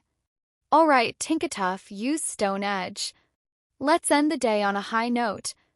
Tinkatuff's hammer struck the ground with force, summoning jagged stones that pierced through the Coalossal before it could react. Crowd roared. Johan smiled faintly. Thanks for the battles, everyone. That's all for today. As the crowd dispersed, Jengar spotted a muscular man in the corner holding a stack of steamed buns. Caca! Another challenger? Nope. Johan grabbed Jengar by the collar. We're leaving. Dragging the armored ghost away, Johan ignored the disappointed muttering of the muscle-bound stranger. Cameron Palace. Inside the Pokémon Center. Johan handed his Pokémon over to Nurse Joy. Although Jengar and the others hadn't suffered much damage, and Jengar's stamina was still abundant, it was necessary to conduct a thorough recovery and examination after so many battles. Don't worry, Professor Johan. Leave it to us, Nurse Joy said with a warm smile. Lucky. Johan was slightly surprised that Cameron Palace's Nurse Joy recognized him, but he trusted the Pokémon Center's medical expertise. Thank you, he said. Even though the royal family had invited them to stay in the castle that evening, Johan decided to stay at the Pokémon Center to be closer to his team. Devon and the others chose to stay there as well. The next day, Cameron Palace Arena. Amid thunderous cheers, the team exhibition matches officially began. Teams formed by invited trainers and participants gathered at the arena. Since this was just an exhibition, Johan felt no pressure as the team leader. With Steven, Flannery, and Roxanne's capabilities, he had no concerns at all. After giving the trio a few instructions, Johan took a seat in the audience. Unlike traditional inter-university team competitions where tactics and rotation order were crucial, this event featured all three participants battling simultaneously in a 3v3 format. Each trainer commanded one Pokémon at a time, and each had 3 Pokémon total. The matches were fast-paced, emphasizing aggressive strategies. It was said that these team battles were initially designed to allow people in peaceful times to experience a glimpse of the chaos and destruction of the wars that once plagued the Pokémon world. The battles served as a reminder of the horrors of war and the preciousness of peace. Over time, however, the competition evolved into a performance-oriented spectacle. Jengar raised its hand at a nearby snack vendor. Caca! Popcorn! Watching the vendor expertly serve snacks, Johan suddenly thought, if the Rocket Trio were here with their business skills, they'd probably make a killing at this event. Next time, should I bring them along for such large-scale events? The idea of a potential windfall for his cafe made Johan slightly tempted. Sir! The vendor's voice pulled him out of his thoughts. Oh! Johan snapped back to reality. Turning his head, he saw Jengar clutching 2 giant tubs of popcorn with Vulpix, Tinkatuff, and Dratini each holding their own. He sighed but still paid the bill. Sir, there are also macarons, cakes, and other desserts over there. If you're interested, feel free to bring your Pokémon to check them out, the vendor added before leaving. Johan froze. Turning to his side, the 4 little ones were gone. Forget it. It's a rare festival, a rare, he muttered, trying to console himself, shifting his focus back to the arena. Devon didn't send out his shiny Metagross, but even with Agron alone, he easily dominated the field. Woo! A soft cry brought Johan's attention back to his side. HM? You came back? He asked, smiling when he saw Vulpix. Still the one who cares about me the most. He patted his lap invitingly. However, Vulpix's pale blue eyes showed hesitation, curiosity, and doubt. Johan blinked. But the next moment, Vulpix jumped lightly onto his lap. After kneading his legs a few times like a cat, it curled up. As someone who knew his Vulpix best, Johan quickly realized something was off. This didn't seem to be his Vulpix. To confirm his suspicion, Johan hesitated briefly before placing his hand on its head and gently petting it. Woo? The little one closed its eyes in contentment, purring softly. The texture and feel were identical to his Vulpix, yet Johan was more certain than ever. This wasn't his Pokémon. Did someone's Vulpix run off and mistake me for its trainer? Wait a minute. An idea suddenly struck Johan, making his expression turn strange. He took out a transparent energy cube and offered it. Woo! The little one's eyes lit up, its nose twitching as it gobbled up the cube in one bite, cheeks puffing out adorably. Its movements confirmed Johan's suspicion. His own Vulpix would eat energy cubes delicately, taking small bites to avoid choking. Johan was now certain of the identity of the Pokémon on his lap. Woo?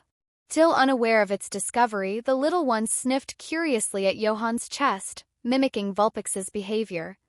Suddenly, its ears perked up, twitching slightly. In an instant, it leaped off Johan's lap and scurried away, disappearing into the crowd.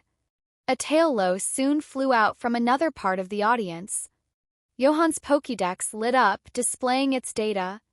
Mew, the new species Pokémon. Psychic type. Good grief. It was indeed the playful shapeshifter. Mew was known for its mischievous nature, often transforming into other Pokémon to interact with children or curious Pokémon. While typically lively and curious, Mew sometimes made bold, adventurous decisions. Frowning slightly, Johan muttered to himself. With Mew showing up, why do I feel like things are about to get complicated? Caw. Jengar and the others returned, their arms full of snacks, interrupting Johan's thoughts. Woo? Vulpix jumped onto Johan's lap, curling up in its usual spot. Yet it quickly stood up, sniffing the air suspiciously. Woo! Why does it smell like another Pokémon was here? Johan stiffened, clearing his throat. Ah, wow! Look at Steven's Agron, so brave! He exclaimed, feigning excitement as he furiously petted Vulpix's head. The vigorous head rub left Vulpix dazed and forgetful of its earlier suspicion. The match continued smoothly, with Steven's team soon advancing to the semifinals. Compared to last night, this feels like bullying kids, Johan muttered under his breath. And now, let us congratulate the team from Hoen's Rustboro Pokémon Academy, Team Johan, for their triumphant victory in the team exhibition match. Fireworks exploded as the host's enthusiastic voice announced the result. Team Johan? When did they name the team? While Johan wasn't surprised by their victory, Steven alone could sweep most opponents. The name caught him off guard. As the crowd dispersed, Johan and his team exited the arena. Professor, here are the medal and trophy, Flannery said, handing him the items excitedly. Taking them, Johan turned and pried open Jengar's mouth, shoving the medal and trophy inside. Caw. Jengar blinked in confusion.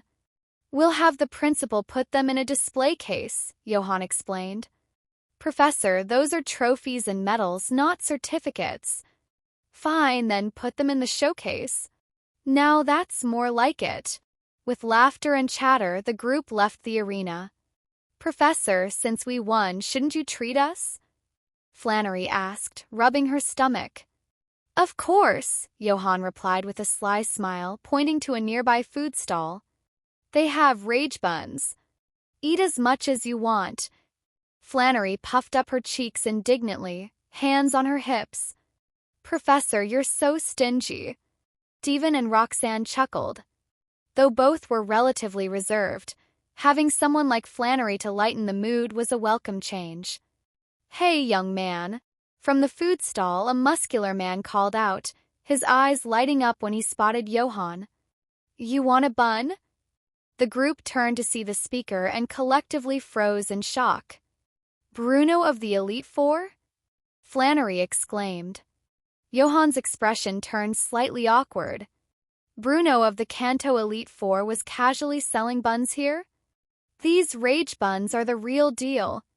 Want to give them a try? Bruno asked, grinning. Caw. Jengar floated over immediately, its interest piqued. You want one? Bruno asked, unfazed by Jengar's fearsome grin. Caw. Jengar nodded eagerly. Good. Bruno laughed heartily, clearly pleased by Jengar's enthusiasm. 10 minutes later. Sitting on a nearby bench, Johan and the others watched Jengar and Bruno, now walking side by side with arms slung around each other's shoulders. Professor, Jengar sure can eat, Flannery remarked. Johan's eye twitched. Tourists can eat? If there were an eating competition, Jengar would probably out-eat. A Snorlax asterisk. Honestly, if I hadn't seen it myself, I'd never believe the Kanto fighting-type Elite Four would buddy up with a Jengar, Roxanne added. Through another few minutes, Bruno and Jengar returned, still chatting. Not quite full, but close enough, Bruno remarked with a satisfied grin. Bruno, are you here on a mission? Johan asked. No, Bruno replied, shaking his head. Just training. Bruno was known for his love of traveling and training. The fighting-type specialist then turned to Johan, his expression serious. Young man, how about a good old-fashioned battle, fist to fist? A battle, a head-to-head showdown. And the one proposing it was none other than the renowned fighting-type Elite Four member Bruno. Mr. Bruno, do you mean a Pokémon battle or a match between trainers? Flannery asked hesitantly. Bruno laughed. Both are fine. Johan. He shot a glare at Flannery. This girl just can't resist stirring the pot, huh? A trainer battle? Bruno wasn't just any fighting-type trainer. He was a literal powerhouse, capable of wrestling a massive onyx bare-handed. The only people who could withstand him might be someone like Red, or those with extraordinary powers like aura, the will of defiance, or psychic abilities. This world really is one of high fantasy. Of course, a trainer fistfight with Bruno would be more for fun than anything serious. But if you wanted real entertainment, nothing would beat seeing Pallet Town's resident super rookie Ash. Johan pursed his lips and addressed Bruno. Mr. Bruno, I think I'll pass. Power gap between them was just too vast. But Bruno clapped a meaty hand on Johan's shoulder, laughing heartily. Come on, Johan. Don't you want to see how your Tinkatuff can train its fine control over its immense strength? Crack. Johan felt his shoulder amid an unsettling creak, and the searing, tingling sensation left him red-faced. Fine control, huh? You realize your slap nearly shattered my shoulder, right? And you've got good physical potential yourself, Johan. Ever thought about developing it? Develop myself? Johan instinctively wanted to decline. The last thing I want is to end up looking like a walking mass of muscles. Still, Bruno's suggestion struck a chord. Tinkatuff indeed had incredible strength and had even received tips on weapon use from Cynthia's Lucario. However, its control and precision left much to be desired. Johan had planned to research this after the festival, perhaps consulting the Academy's principal, a former fighting-type expert. But having Bruno, the pinnacle of physical training, offer guidance? That was a golden opportunity. Tinkatuff, Johan called. Chew. Tinkatuff, who had been inspecting a park bench, tilted its head questioningly. Would you like to spar with this gentleman? Johan gestured to Bruno. Gentleman? Bruno's expression froze briefly. He instinctively stroked his unshaven chin. After years of wandering and training, it seemed he'd neglected grooming for quite some time. Chew. Tinkatuff blinked at Bruno before nodding vigorously. Chew. A battle? Count me in. Among Johan's 4 Pokémon, Jengar and Tinkatuff were the most battle-hungry. Whoosh! Tinkatuff swung its hammer through the air, excitement shining in its eyes. What great fighting spirit! Bruno exclaimed. Thank you for this, Mr. Bruno, Johan said reluctantly. Bruno took out a Pokeball and smiled. In that case, this one should be a fitting opponent. Of course, Bruno wouldn't use his ace Pokémon. It wouldn't be fair to pit Tinkatuff against his shiny Mach-Amp after all. The gathered crowd quickly swelled as word spread. Bruno's here. Who's that battling him? Wait, is that Johan? Johan, the academy teacher? He's battling Bruno? Soon, a sea of curious onlookers surrounded the makeshift battlefield. Well, I'm in too deep to back out now, Johan thought. Go, Machoke. A flash of red light revealed a humanoid light green Pokémon with a championship belt around its waist, a shiny Machoke. A shiny Machoke. For some reason, Johan felt slightly disappointed. Chill.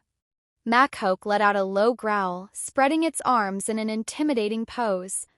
Sharp gaze locked onto Tinkatuff. Tinkatuff, meanwhile, gave Machoke a quick once-over, casually hefting its hammer. Looks like this green guy has serious strength and maybe some solid moves. But no matter how tough Machoke was, Tinkatuff's hammer wasn't about to lose. A faint pink energy shimmered around its weapon as Tinkatuff took a deep breath. Chew. Tinkatuff suddenly removed the power bracer from its wrist. Thud. The seemingly small bracer hit the ground with the weight of a boulder. Gasp. Crowd audibly reacted. The tiny pink Pokémon had been carrying that kind of weight around? Looks like Tinkatuff is taking this seriously, Stephen observed. If anyone besides Johan understood Tinkatuff's terrifying strength, it was Stephen, who frequently sought its help repairing his steel-type's metal armor. Bruno grinned. Now this will be fun. His eyes narrowed as he gave the first command. Bullet punch! Mashoki's fists glowed white as it charged forward, moving with blistering speed. Its attack was relentless, leaving no time for Tinkatuff to react. Johan glanced at his Pokédex. The Machoke is carrying a flame orb and has the ability Guts. As Machoke ran, its body ignited with flames, inducing a burn. But instead of weakening it, the burn enhanced its strength. Guts. This ability increases attack power when the Pokémon is affected by a status condition, nullifying the usual drawbacks of being burned. The pain only makes me stronger. That's the way of my martial path. Chew! Tinkatuff braced itself, lifting its hammer high. Counter with Ice Hammer! Johan shouted. Crack! Frost enveloped the hammer as Tinkatuff swung it down at the incoming Machoke. Brick Break! Bruno countered. Machoke pivoted fluidly, dodging the hammer as it brought its glowing hand down in a sharp arc. Crowd marveled at how Bruno and Mashoki's movements synchronized perfectly, almost as if they were one being. But Johan was ready. Tinkatuff feinted. The hammer halted mid-swing, pivoting unexpectedly toward Machoke. Boom! Asterisk. The improvised strike connected, sending Machoke skidding back. The battle turned into a fierce clash of blows, with both sides giving it their all. Machoke close combat! Bruno bellowed. Tinkatuff Ice Hammer! Johan retorted. The battlefield shook under the sheer force of their collision. Both combatants landed hit after hit, neither backing down.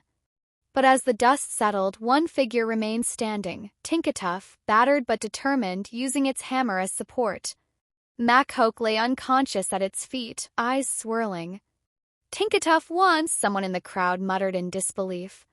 Bruno walked over, smiling. You and your Tinkatuff fought well. You've got the spirit of a true warrior, he said, offering Johan a handshake. A warrior's spirit, huh? Johan muttered. Praise was unexpected, but seeing Tinkatuff's unwavering determination filled him with pride. That's my little powerhouse. As Tinkatuff leaned on Johan, it quietly slipped the flame orb into its wristband. Pass it on, Johan beat Bruno. No, pass it on, Johan crushed Bruno. The rumors spiraled as the crowd dispersed. Johan sighed, carefully cradling his exhausted Tinkatuff. Let's hope this doesn't get out of hand. Pokémon Center. Under the care of Nurse Joy and the advanced healing machines, Tinkatuff quickly returned to full strength, brimming with energy once more. You're still holding on to that? Without the Guts ability, keeping the flame orb just means you'll stay burned. Johan watched Tinkatuff's reluctant expression and sighed. Chew. So I faked being asleep for nothing? Johan rubbed his forehead, exasperated. Fine, fine. Tinkatuff drooped its head, dragging its feet over to Bruno and reluctantly handing over the flame orb. It was my rightful loot. If it were a wild Pokémon, Johan might have let it slide. But against Bruno, a member of the Elite Four, there wasn't much choice. Bruno chuckled as he looked at Tinkatuff's sulky face. Taking the flame orb, he retrieved a TM from his bag. How about we trade? Your prize for this. Chew. The sight of the TM, Tinkatuff's eyes lit up. It eagerly nodded and snatched it up, running back to Johan to show it off proudly. TM contained the move Brick Break. Mr. Bruno. Johan, no need to be so formal. Bruno waved a hand dismissively, then handed Johan a small book. This is a guide to fighting techniques, not exactly an encyclopedia of training secrets, but it's a collection of my personal insights over the years. Bruno glanced at Tinkatuff and added, Its raw strength is remarkable. With proper training, it could become a true master of combat. Johan didn't hesitate to accept the book. The entire purpose of his sparring match with Bruno was to help Tinkatuff improve its control over its immense power, particularly in precision and technique. He offered Bruno a heartfelt thanks. Bruno smiled but then continued, "Actually, Johan, you've got potential too. If you're interested, you could try learning some of these techniques yourself." Johan froze. "And what would I do with that? Fight Pokémon hand-to-hand?" Bruno's philosophy was to train alongside his Pokémon, strengthening bonds through shared growth. Many fighting-type trainers shared this approach, such as Kanto's Chuck, Johto's Brawly, Kalos's Corona, and Galar's Bee. But Johan wasn't convinced he needed to practice martial arts to bond with his Pokémon. "One more thing," Bruno said after a brief pause. "Tinkatuff can follow the methods I've outlined, but my style isn't exactly ideal for it. With its power, it would benefit more from studying the one-strike style." "One-strike style?" Johan asked, a vision of a battle-scarred Urshifu flashing in his mind. "That's the specialty of Master Mustard, the former champion of Galar. He's been missing for quite some time, but if you ever encounter him, you might be able to learn a thing or two." Master Mustard, the former Galar champion, known as one of the strongest trainers in history, held an undefeated record for 18 years. After stepping down, he became a recluse, purchasing a remote island, Isle of Armor, to live out his days in isolation. He was also the mentor of future Galar champion Leon. Galar champions really love calling themselves the strongest, don't they? Johan snapped out of his thoughts and nodded. "Got it. Galar and the Isle of Armor. If the opportunity arose, it might be worth a visit." That night, fireworks lit up the sky as Cameron Palace buzzed with the energy of the festival. Well, I guess being the Aura hero wasn't meant to be.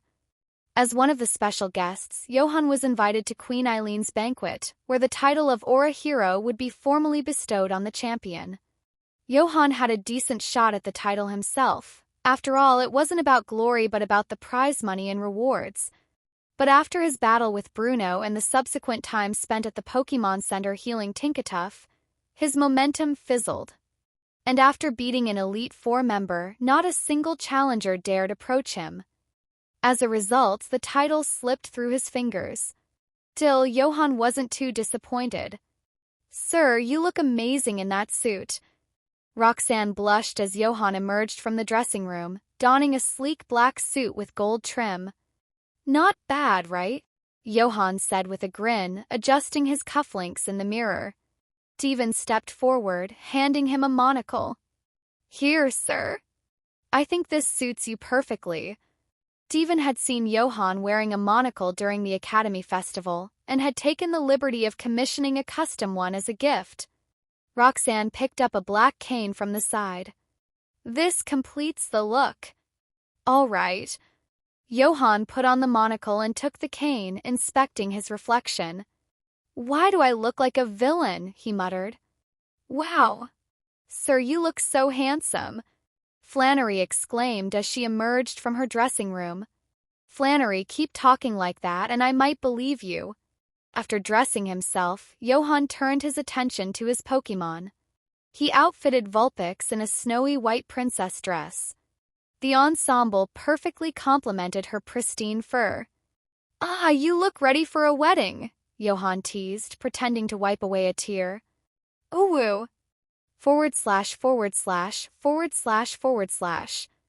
With a loud clang, clang, clang, Tinkatuff entered, clad in heavy dragon knight armor. Instead of a lance, she wielded her signature hammer. And her dragon? Dratini, pouting and reluctant, was being dragged along as her mount.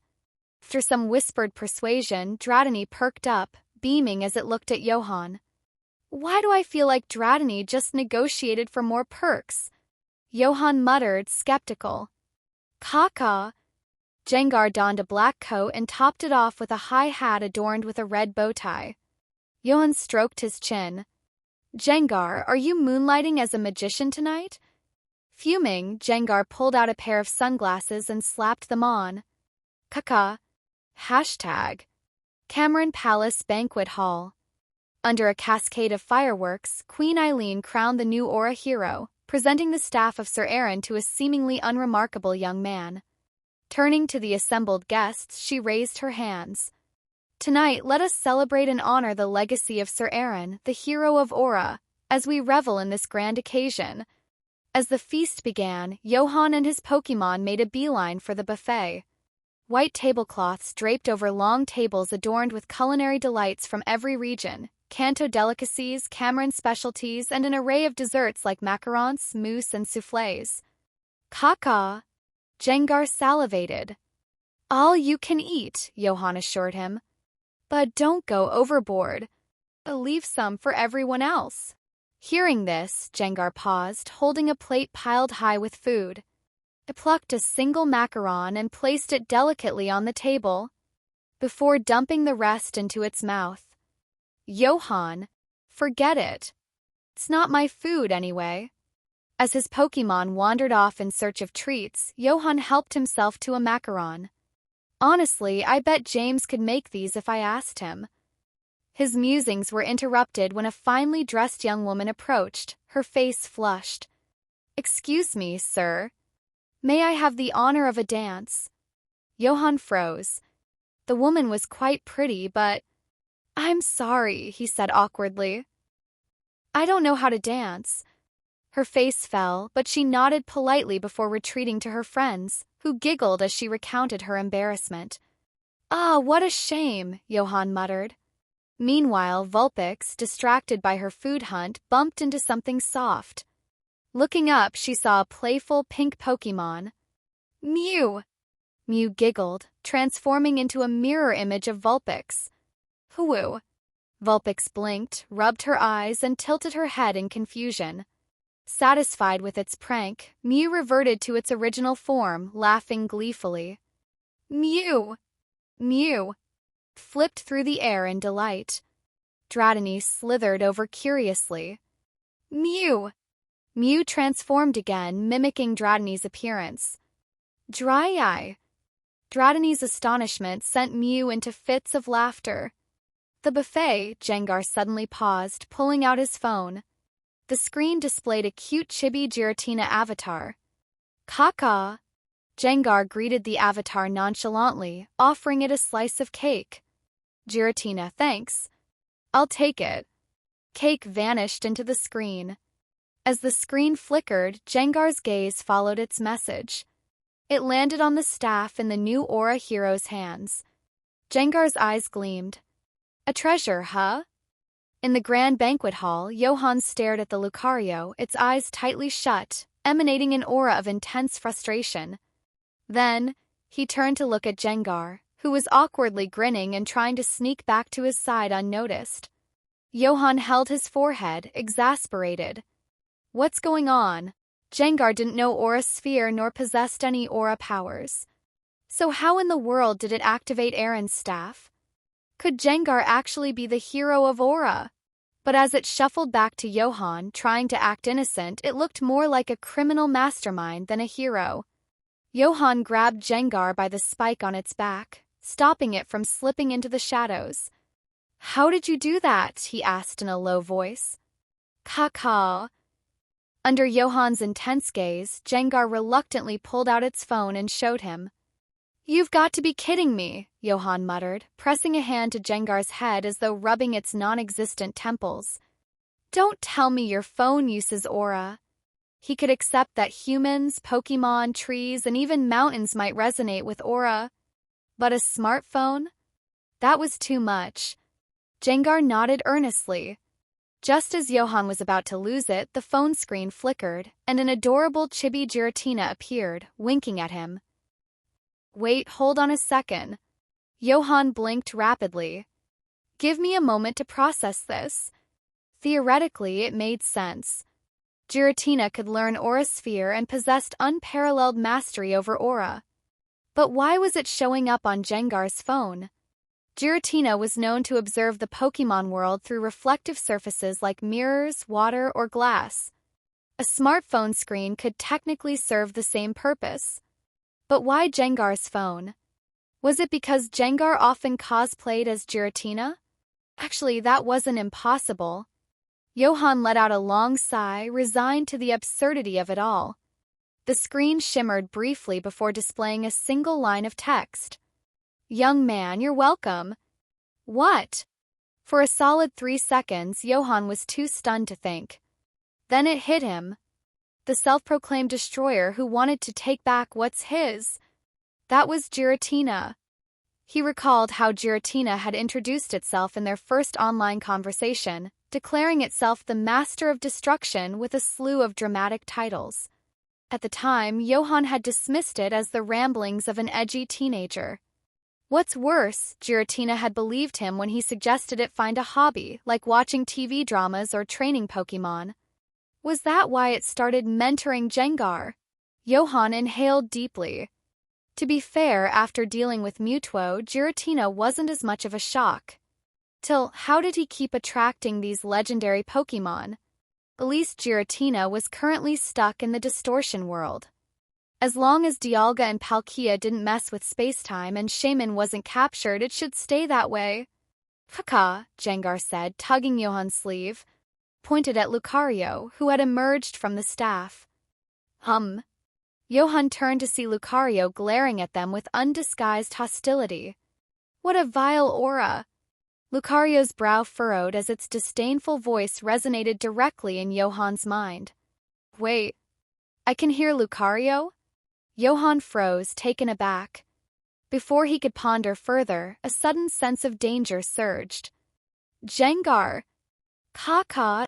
Jengar stepped forward, shielding Johan as it conjured a swirling shadow ball in its hands. Lucario darted forward, its body radiating blue light as it charged toward them. Jengar hurled the shadow ball without hesitation. Lucario deftly deflected the attack with an aura sphere, the two energies colliding in a loud boom. The commotion brought the banquet to an abrupt halt as everyone turned to look. Johan! Devon frowned, reaching for a pokeball. Queen Eileen raised her hand, her voice calm but firm. Lucario, stop this. Look around you, this is no place for battle. Lucario hesitated, its gaze flickering to the surroundings. When it locked eyes with Jengar, who grinned maliciously while juggling two more shadow balls, it froze in confusion. That aura... It's gone. Lucario's expression shifted to one of bewilderment as it took in its surroundings. Where am I? And Aaron? Why did he run? Why? Jengar put it to sleep, Johan said. Kaka. Jengar closed the distance in an instant, locking eyes with Lucario. Its gaze rippled hypnotically, and Lucario's body swayed under the effects of hypnosis. Johan stepped closer, his voice low and soothing. Sleep now. With a soft thud, Lucario collapsed, succumbing to slumber. As the room erupted into murmurs, Johan rubbed his temples again. Thanks, Giratina. Really? Thanks for waking up this mess. Meanwhile, elsewhere in the hall... Mew! Playful mythical Pokémon froze mid-air, sensing an ominous dark aura.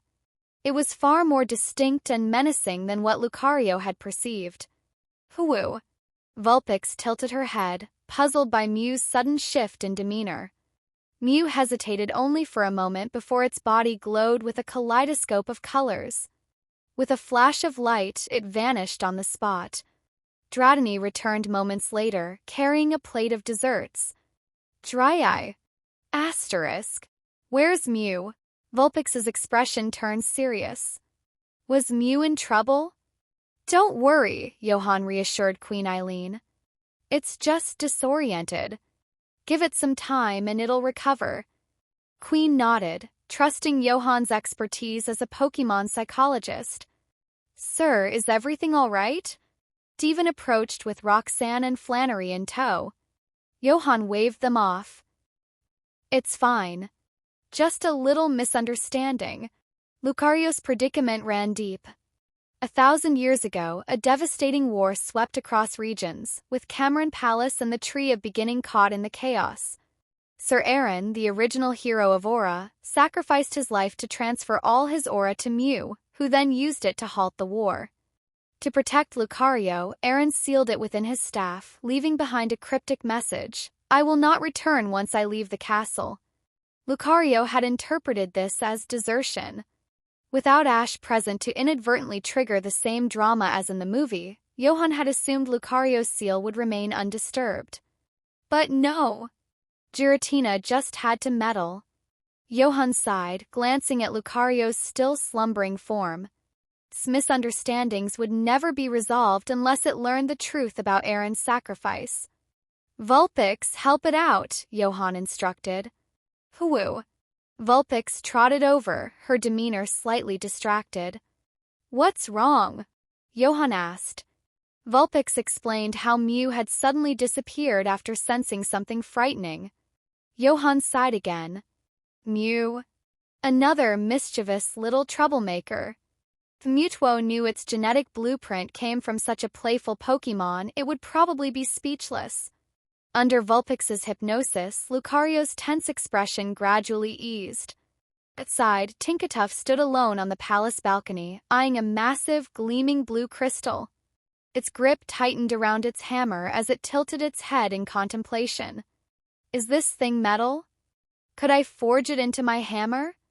It looked expensive. "Chew." Tinkatuff's eyes lit up. "Only one way to find out." Just as it raised its hammer, the crystal's surface shimmered with dark red veins spreading ominously. "Chew. Wait, I didn't even hit it yet. Awake already?" That was faster than I expected. In a room within the Cameron Palace, Johan sat on the edge of the bed, holding Vulpix as Lucario slowly opened its eyes. "Ooh!" Vulpix let out a soft cry. "Luca!" Lucario blinked, a flicker of confusion crossing its eyes before it suddenly sat up, memories flooding back. Glanced at Johan and Vulpix, then at Jengar floating nearby before leaping off the bed in one swift motion. Clang! The window flew open as Lucario landed on the sill, gazing out at the misty silhouette of the towering tree of beginning. Crouched, ready to jump. But Johan's voice stopped it. "Why don't we talk?" Lucario hesitated. "Let's talk about Eren," Johan added, his tone calm. "Luca." Lucario turned back, its expression a mixture of hesitation and unease. "You know about Lord Eren?" Eren. Now that it had calmed down, Lucario had begun to sense the shift in the world around it, the changes in time and place. Though unsure of how many years had passed, it knew Eren was long gone. Johan sighed, hearing Lucario's voice resonate in his mind. "If you want to know, I can show you." "Show me." Lucario slowly stepped down from the window. "I can show you what Eren did after sealing you away." Lucario froze for a moment before leaping to Johan's side, its movements quick and fluid. "Caca!" Jengar immediately stepped forward, its tone a clear warning. "Watch it, kid. Move one more step and I'll really knock you out." Lucario ignored Jengar, its eyes filled with longing as it looked at Johan. Johan smiled gently. "Relax completely and let me guide you. I'll help you see everything." Lucario took a deep breath and visibly let go of all tension in its body. "Ooh!" At Johan's signal, Vulpix's eyes began to glow faintly with psychic energy. Johan's voice became soft and ethereal. As a Pokémon psychologist, with Lucario fully cooperating and Vulpix's hypnosis as support, Johan could create vivid, dreamlike visions. What Lucario would see wouldn't be a fabrication. Rather, it was a reconstruction of historical truths woven into a seamless narrative. Lucario's breathing steadied as its eyes fluttered shut. In the dream, it saw Eren sealing it inside the staff before going on to protect the kingdom, even at the cost of his life. It witnessed Eren's sacrifice and the immense power he passed on to Mew. Johan murmured, rubbing his chin thoughtfully. "If this clears its doubts, the next step is healing the psychological trauma." After all, its most beloved mentor had sacrificed himself, someone it had once doubted. The grief and guilt would linger, but at least those emotions were easier to heal than the scars of betrayal. As for the long-term effects of being sealed for centuries, Johan had some experience handling those too. Lucario awoke not long after, its expression dazed but free of the anger and resentment it had carried before. Was that real? Of course, Johan replied calmly. How do you know all this? At your age, you couldn't have. Mew told me. Johan delivered the lie with such conviction that even Vulpix believed it. Hearing the name Mew, Vulpix's thoughts drifted to the mischievous pink Pokémon that had vanished in fear. Mew. Lucario now understood what Mew was, thanks to the dreamlike vision. Through its aura, Lucario could sense Johan's sincerity. But that clarity only deepened its confusion.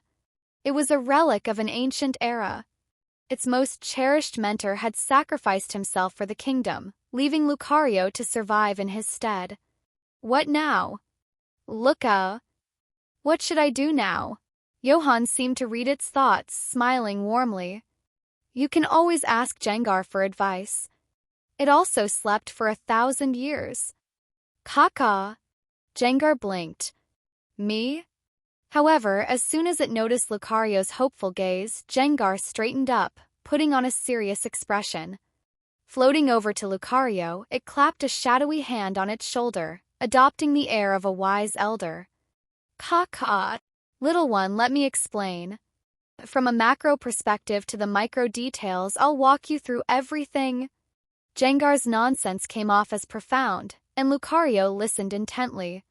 As Johan watched Jengar's increasingly outrageous rambling, he realized Lucario was on the verge of becoming a rebel of aura under its influence. He quickly intervened. Ahem. Johan cleared his throat. Lucario, if you're lost, why not come to Hoenn with me? Luca. Hoenn. Johan added with a teasing grin. I'll teach you how to make coffee. Lucario's pupils dilated. Teach you aura. Those were the exact words Aaron had once said to it. Though Johan and Aaron looked nothing alike, the sentiment hit close to home. That moment, the door burst open, revealing Tinkatuff, who dashed in excitedly. Behind it were a slightly flustered Queen Eileen, Steven, and the others. What's wrong? Johan asked. The crystals derived from the Tree of Beginning. Something's wrong, Queen Eileen said urgently. Johan turned to Tinkatuff. Did you break them? Tinkatuff puffed up its chest, planting its hands on its hips with a proud expression. Chew. Nope. Then why the cocky attitude? Johan muttered. Steven stepped in. The crystals are showing dark red patterns. Johan's heart sank. He hurried after the group to the balcony overlooking the Tree of Beginning. There, the once pristine blue crystal had begun to develop ominous red streaks, like molten magma spreading through its core. Lucario crouched by the crystal, using its aura to sense the changes within. Its expression turned grim. The Tree of Beginning is in trouble. Lucario turned to Johan, its voice steady and resolved in his mind. This tree. Aaron and I saved it once. I won't let it fall now. It leaped onto the balcony rail, the wind tousling its fur. Lucario's gaze sharpened, determination gleaming in its eyes. It looked back at Johan. Perhaps this is why Aaron left me here, to finish what he started. With that, it jumped. Lucario! Queen Eileen cried out. Caca! Jengar hollered, as if cheering on a reckless comrade. Steven glanced at Johan, his brow furrowed. Do you know what's going on? Johan sighed. It's a lot to explain in one go. The Tree of Beginning is alive. It's sick, and Lucario wants to use its aura to try and heal it. As the group processed this revelation, Johan muttered to himself, why is the situation escalating faster than in the movie? Minutes later, Johan and Steven mounted Steven's shiny Metagross, speeding toward the Tree of Beginning. Wait, Steven said wide-eyed. You're telling me the Tree of Beginning isn't a tree but a giant living rock formation? Johan glanced at him, unimpressed. Why do you look so excited? Steven's eyes gleamed with fascination. It's a new kind of mineral. Johan face-bombed. Focus. The 3 Regis will probably show up soon. The ground beneath them rumbled.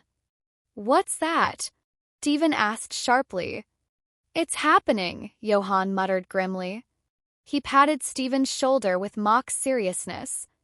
"Stephen, how many of the Regis can you handle?" "Stephen, what?" Crack. The ground beneath them suddenly split with a thunderous crack, a massive fissure spreading rapidly. Johan and Stephen leapt back just in time. Boom! A colossal figure, heavy as a falling boulder, descended with a shuddering impact, standing between them and the path ahead. Its body was an amalgamation of gray and orange stones, humanoid in shape with thick arms and legs. On its head, an H-shaped pattern of glowing red dots pulsed ominously like warning lights. This was one of the guardians of the Tree of Beginning, the rock titan Regirock, a member of the legendary Regis. Even standing still, its overwhelming presence radiated an intense pressure that weighed heavily on the two trainers. "That's..." Devon's voice was filled with awe as he stared at the towering figure. The rock titan Regirock. As an avid enthusiast of all things geological, Stephen had encountered his fair share of ancient inscriptions and ruins.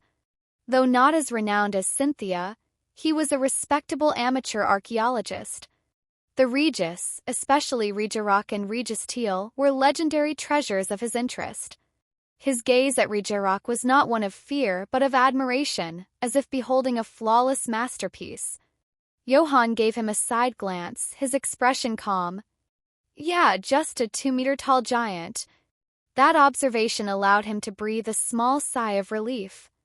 The Regis were originally created by Regigigas to act as its guardians, and countless of them were scattered across the regions in ancient times. Among them, the strongest Regis would one day awaken under Stephen's command to join a battle against Groudon and Kyogre, lasting 22 days straight. The Regis slumbering beneath Hoenn's ruins were larger and presumably more powerful. But the 2-meter-tall Regirock before them... Devon might just be able to handle this one, Johan thought, albeit with some doubt. "Riki!" The glowing red lights on Regirock's face flared as it roared, swinging its massive arms. The stone limbs morphed into sharp, jagged spikes that hurtled toward Johan and Stephen with unrelenting force. It was Stone Edge. Metagross! Stephen didn't need Johan's command. With a shout, Stephen's shiny Metagross surged forward, its metal claws glowing a brilliant silver as it intercepted the attack head-on. Clang! Collision sent shockwaves rippling through the air. "Stephen's really come a long way," Johan murmured.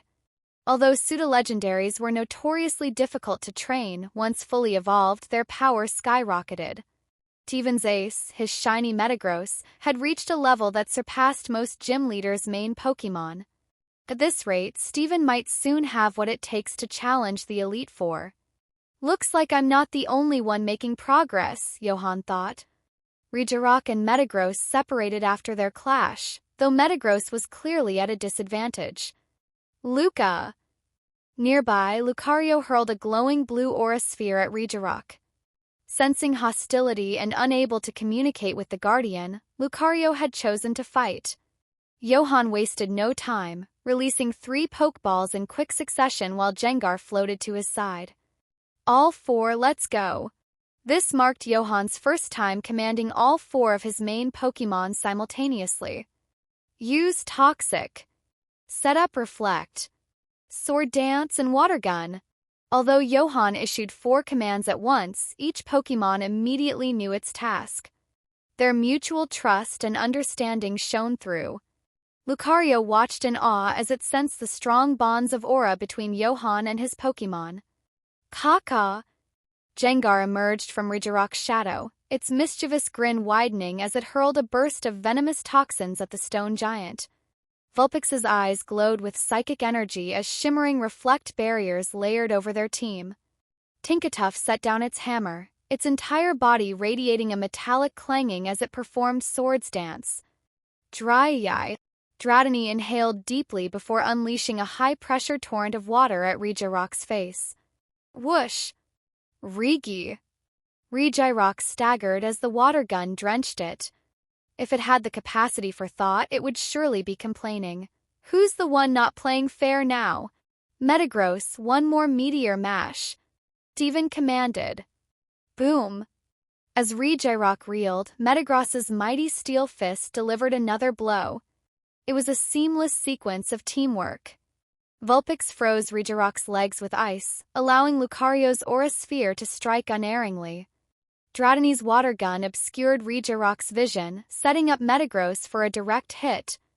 Almost ready? Johan asked, glancing at Tinkatuff. Pink Pokémon stood confidently, hands on its hips. Chew. Swords Dance had maxed out its attack power. Gripping its hammer, it locked eyes with Johan. Perfect, Johan said with a grin. Vulpix, helping hand. Ooh. Vulpix's aura surged, bolstering Tinkatuff's power. Dratini, lend it some speed. Dry-eye. Dratini nodded, inhaling deeply once more. As Tinkatuff braced itself, a silvery frost danced along its hammer, combining with Dratini's water gun to accelerate its charge. The icy barrier reduced friction, propelling Tinkatuff forward like a bullet. In an instant, the tiny Pokémon was at Regirock's feet, its hammer raised high. Boom!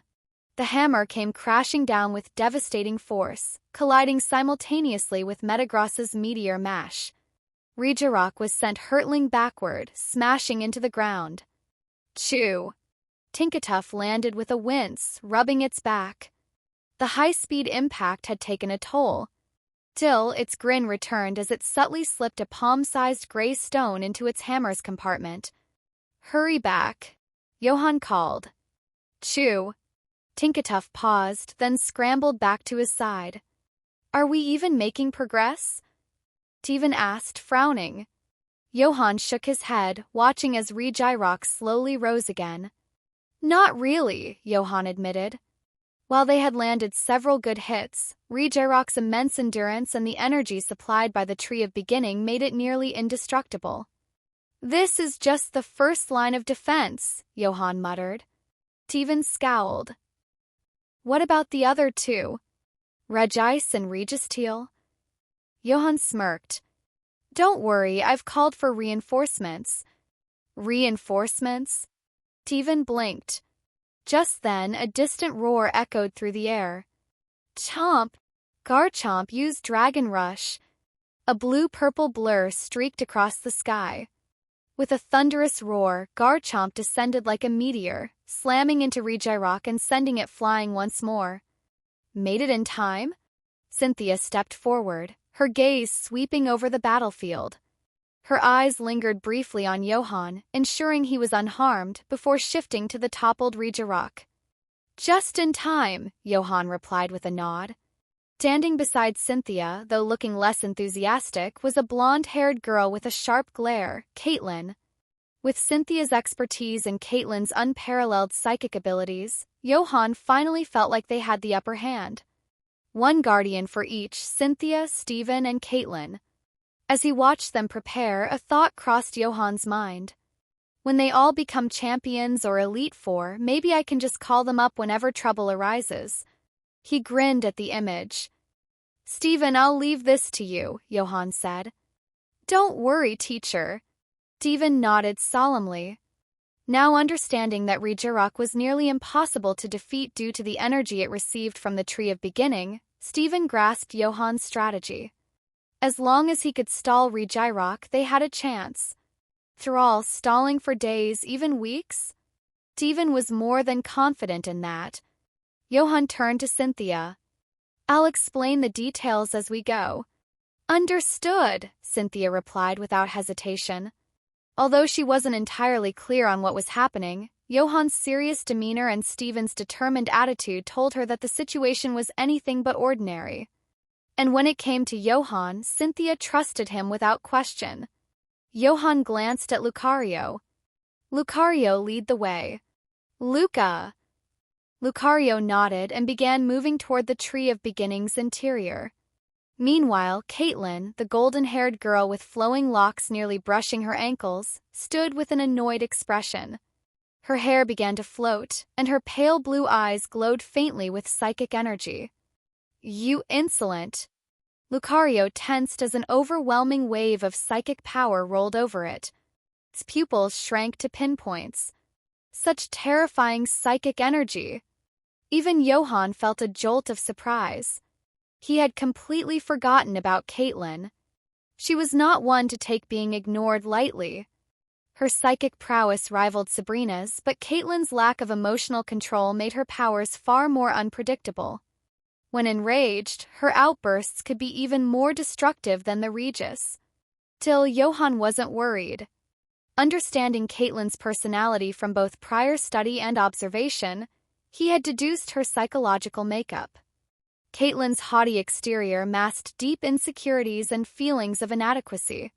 Her arrogance stemmed from a fragile sense of self-worth. In short, Caitlin wasn't truly arrogant, she was compensating. Of course, recognizing this didn't make her any easier to deal with. But someone else knew exactly how to handle her. Cynthia stepped in, wrapping an arm around Caitlin and gently stroking her head like soothing a pet. "Shh, calm down. We have more important things to focus on," Cynthia said in a soft, calming voice. Caitlin grumbled, but the swirling psychic energy around her began to subside. From behind Cynthia's embrace, Caitlin shot Johan a sly look, as if declaring victory. Johan turned away with a sigh. What is she here for, support or sabotage? This little princess sure knows how to play mind games. Let's move. As they proceeded, Johan gave a brief overview of the situation. The tree of beginning is sick? Cynthia's expression grew serious as the gravity of the situation became clear. Even Caitlin's usually petulant demeanor turned more somber. It's here. Johan and Lucario both said in unison, their senses sharpening. A glint of frost shot out from the surrounding forest. Garchomp Dragon Rush. Cynthia ordered immediately. Roar. Garchomp reacted instantly, its blade-like fins glowing with crimson energy as it charged forward. Boom. The frost met Garchomp's attack, scattering into glittering shards of ice midair. Emerging from the treeline was a figure composed entirely of crystalline ice, its cross-shaped glowing eyes eerily piercing. It was Regice, the ice titan of the Regis. Jengar, confuse Ray. Johan commanded. Caw. Jengar emerged from Regis' shadow, cackling as it lobbed a glowing sphere of confusing light. In the same motion, Jengar slyly swiped something off Regice and popped it into its mouth. When did you swap abilities with Tinkatuff? Johan muttered, his face twitching. There was no time to question Jengar's antics further. Caitlin, I'm afraid this one's all yours, Johan said, his tone serious. Why me? Caitlin demanded, her golden curls floating again. Johan glanced at Garchomp. Unless you prefer to send Garchomp, who's quadruple weak to ice, against it? Roar! Garchomp growled threateningly at Johan, clearly offended. Caitlin scowled, but even she knew the logic was sound. Fine. Without further complaint, she released several psychic-type Pokémon, including Gothitelle, Reuniclus, Sigilyph, and Masharna. You're so annoying, Caitlin huffed, but her Pokémon leapt into action. Caitlin's psychic strength was devastating in a wild battle. Her Pokémon pinned down Regice within minutes, demonstrating the raw power of a focused telepath. Great job, Caitlin, Cynthia praised. Caitlin's scowl softened into a faint blush. It's nothing really. Satisfied that Caitlin could handle Regice, Johan turned to Cynthia. Let's keep moving. Cynthia nodded, and the two pressed onward. Behind them, Caitlin glared at Regice with renewed vigor, her frustration redirected entirely at the frozen guardian. This is all your fault. Regice? She's not a bad kid, Cynthia remarked. Just a little stubborn. Hearing the distant sounds of Caitlin's telekinetic assault, Johan smirked. Stubborn for you, arrogant for everyone else. Their progress didn't last long. Garchomp Dragon Rush.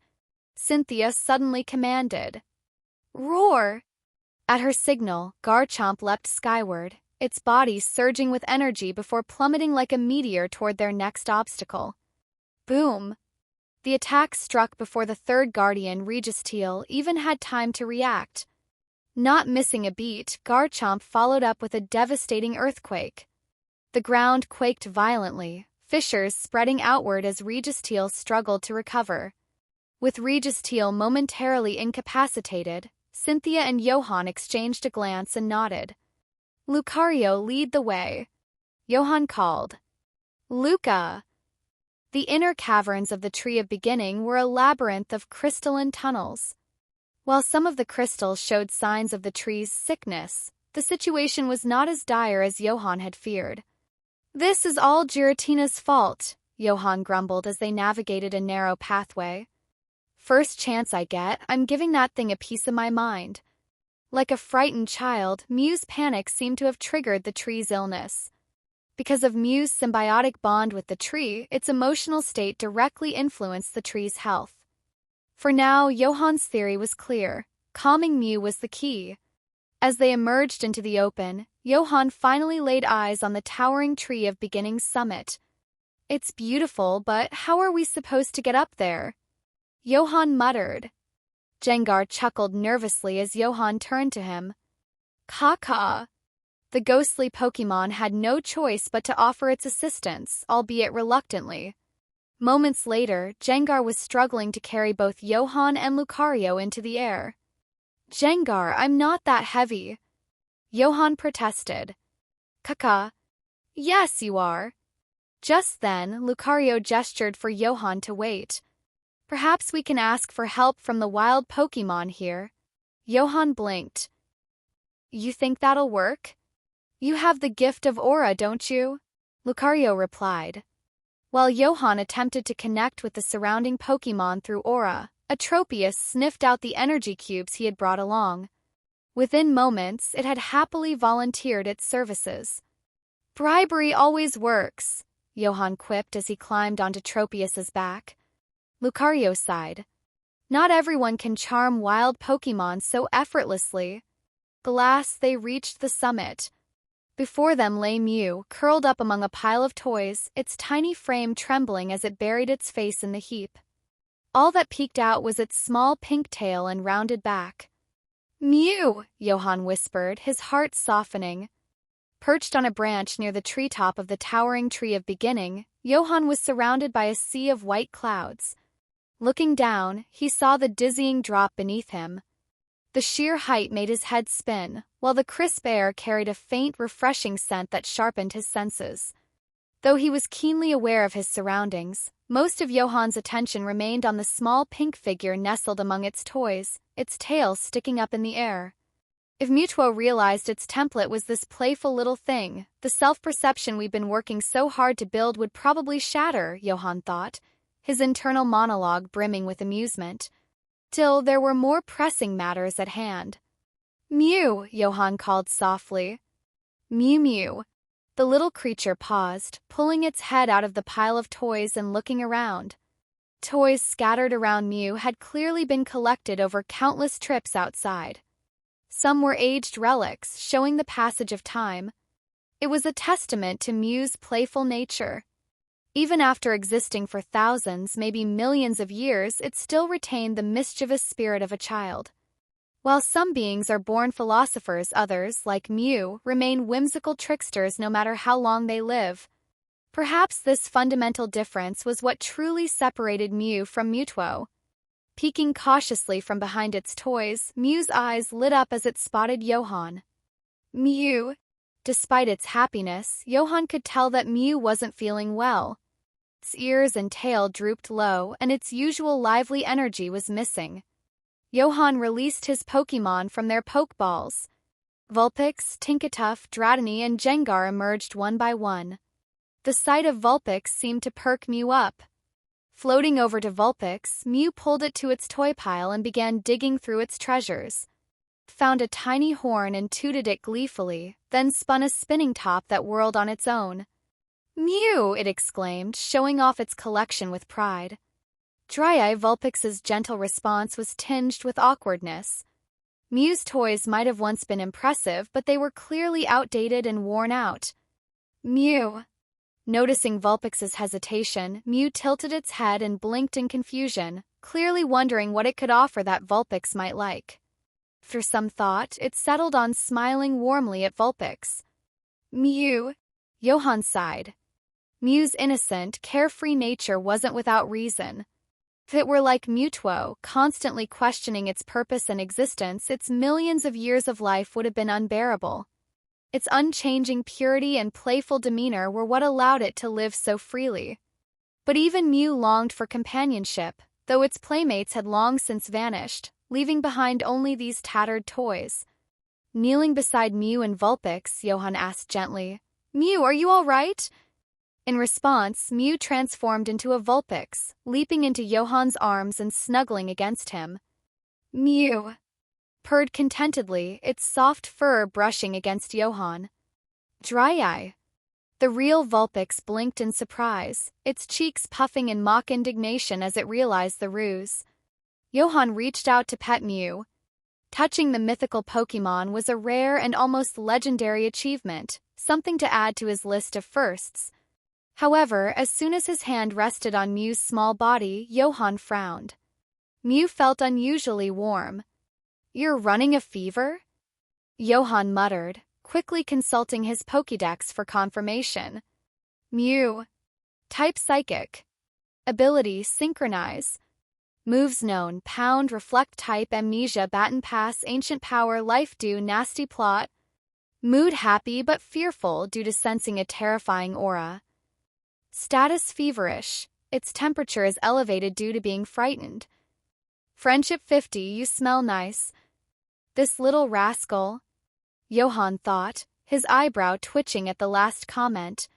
Though distracted momentarily by the extensive list of Mew's moves, he quickly refocused on its condition. Just as he suspected, Mew's fever was a result of being startled, which had disrupted the balance of its connection with the Tree of Beginning. Mew.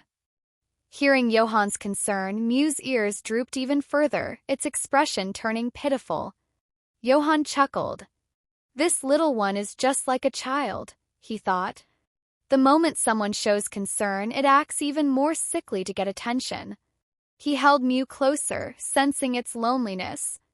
Pulling out a handful of energy cubes, he offered them to Mew. Mew.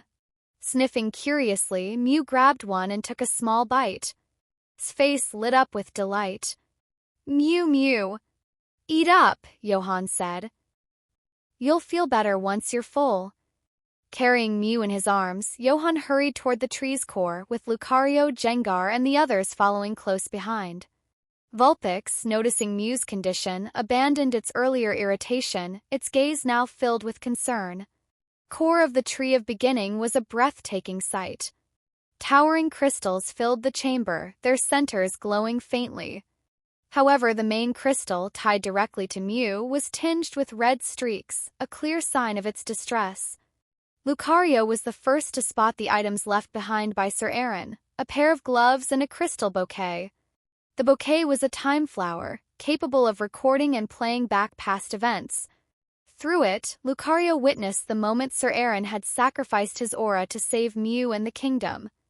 The vision mirrored what Johan had shown Lucario in its dreams. Lucario's expression hardened, a renewed resolve burning in its eyes.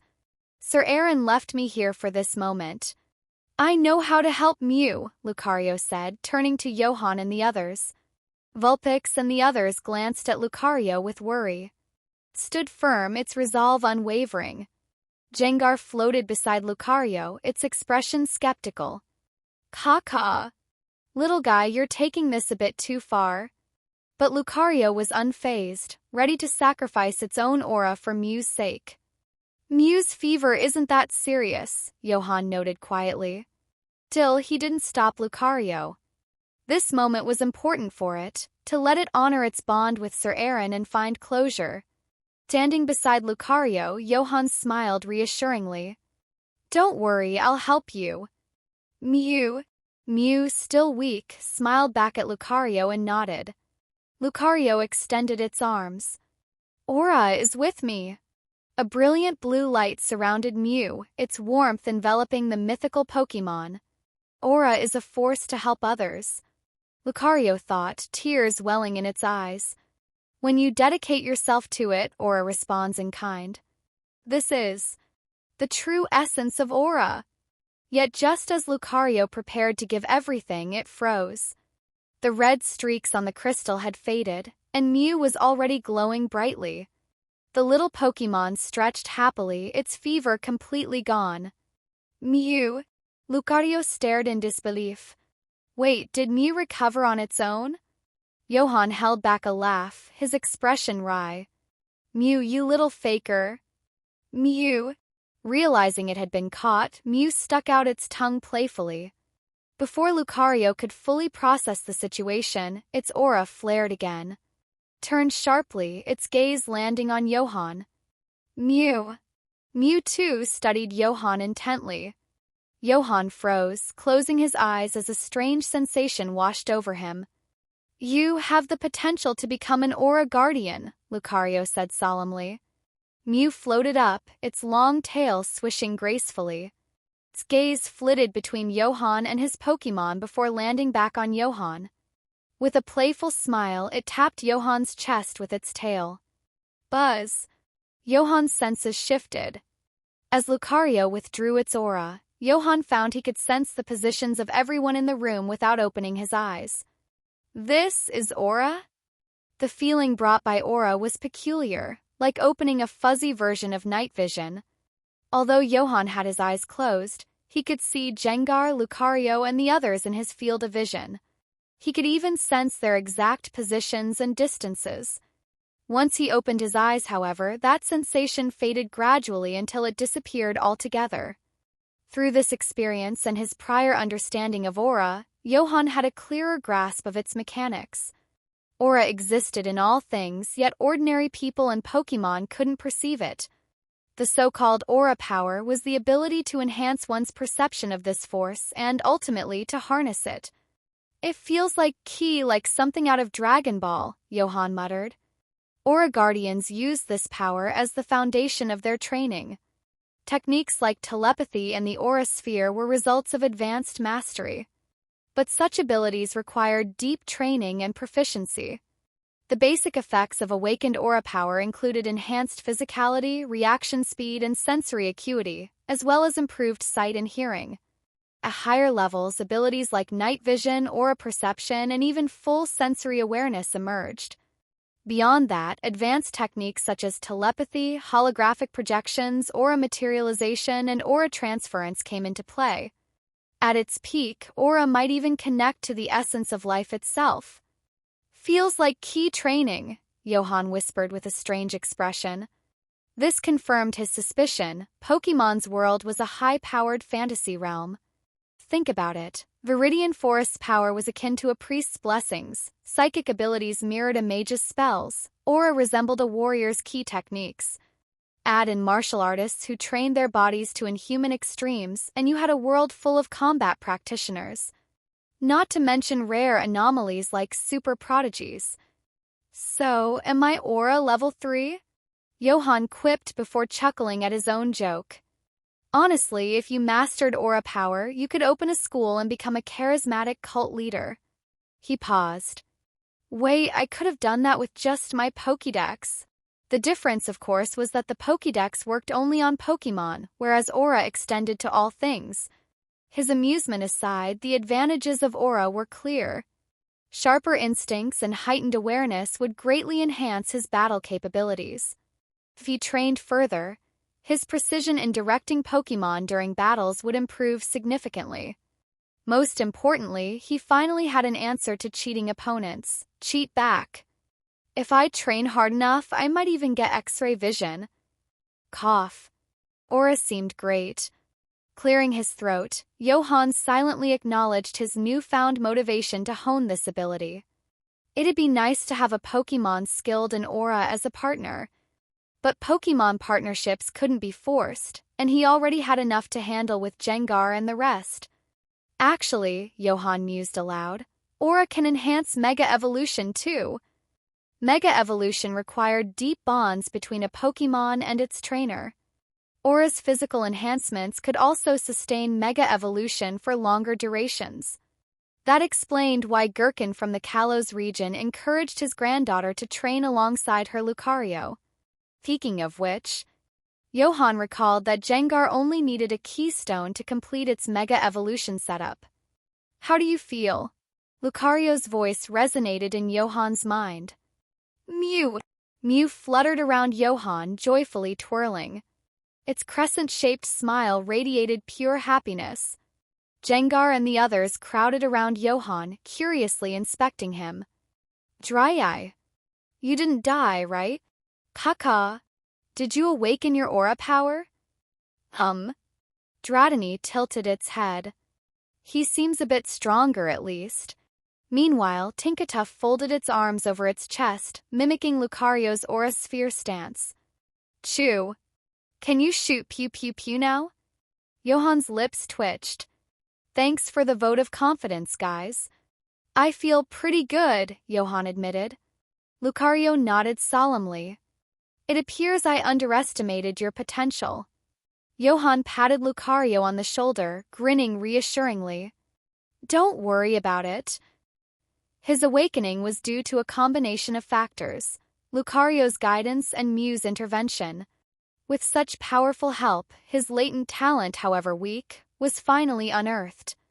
Poor talent doesn't matter as long as... I misjudged you. Your aura talent may surpass even Sir Aaron's.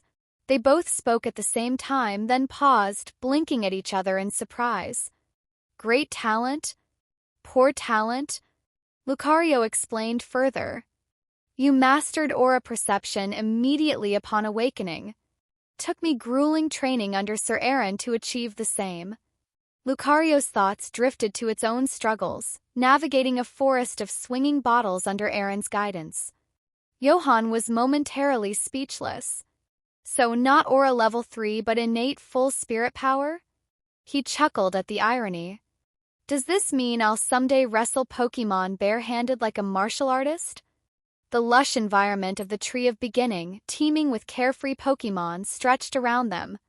Mew, now playful again, picked up a toy whistle and blew into it gleefully. Next, it produced a jack-in-the-box. Boing! The spring-loaded toy startled even Mew itself, eliciting delighted laughter. Watching Mew showcase its treasures, Johan's heart softened.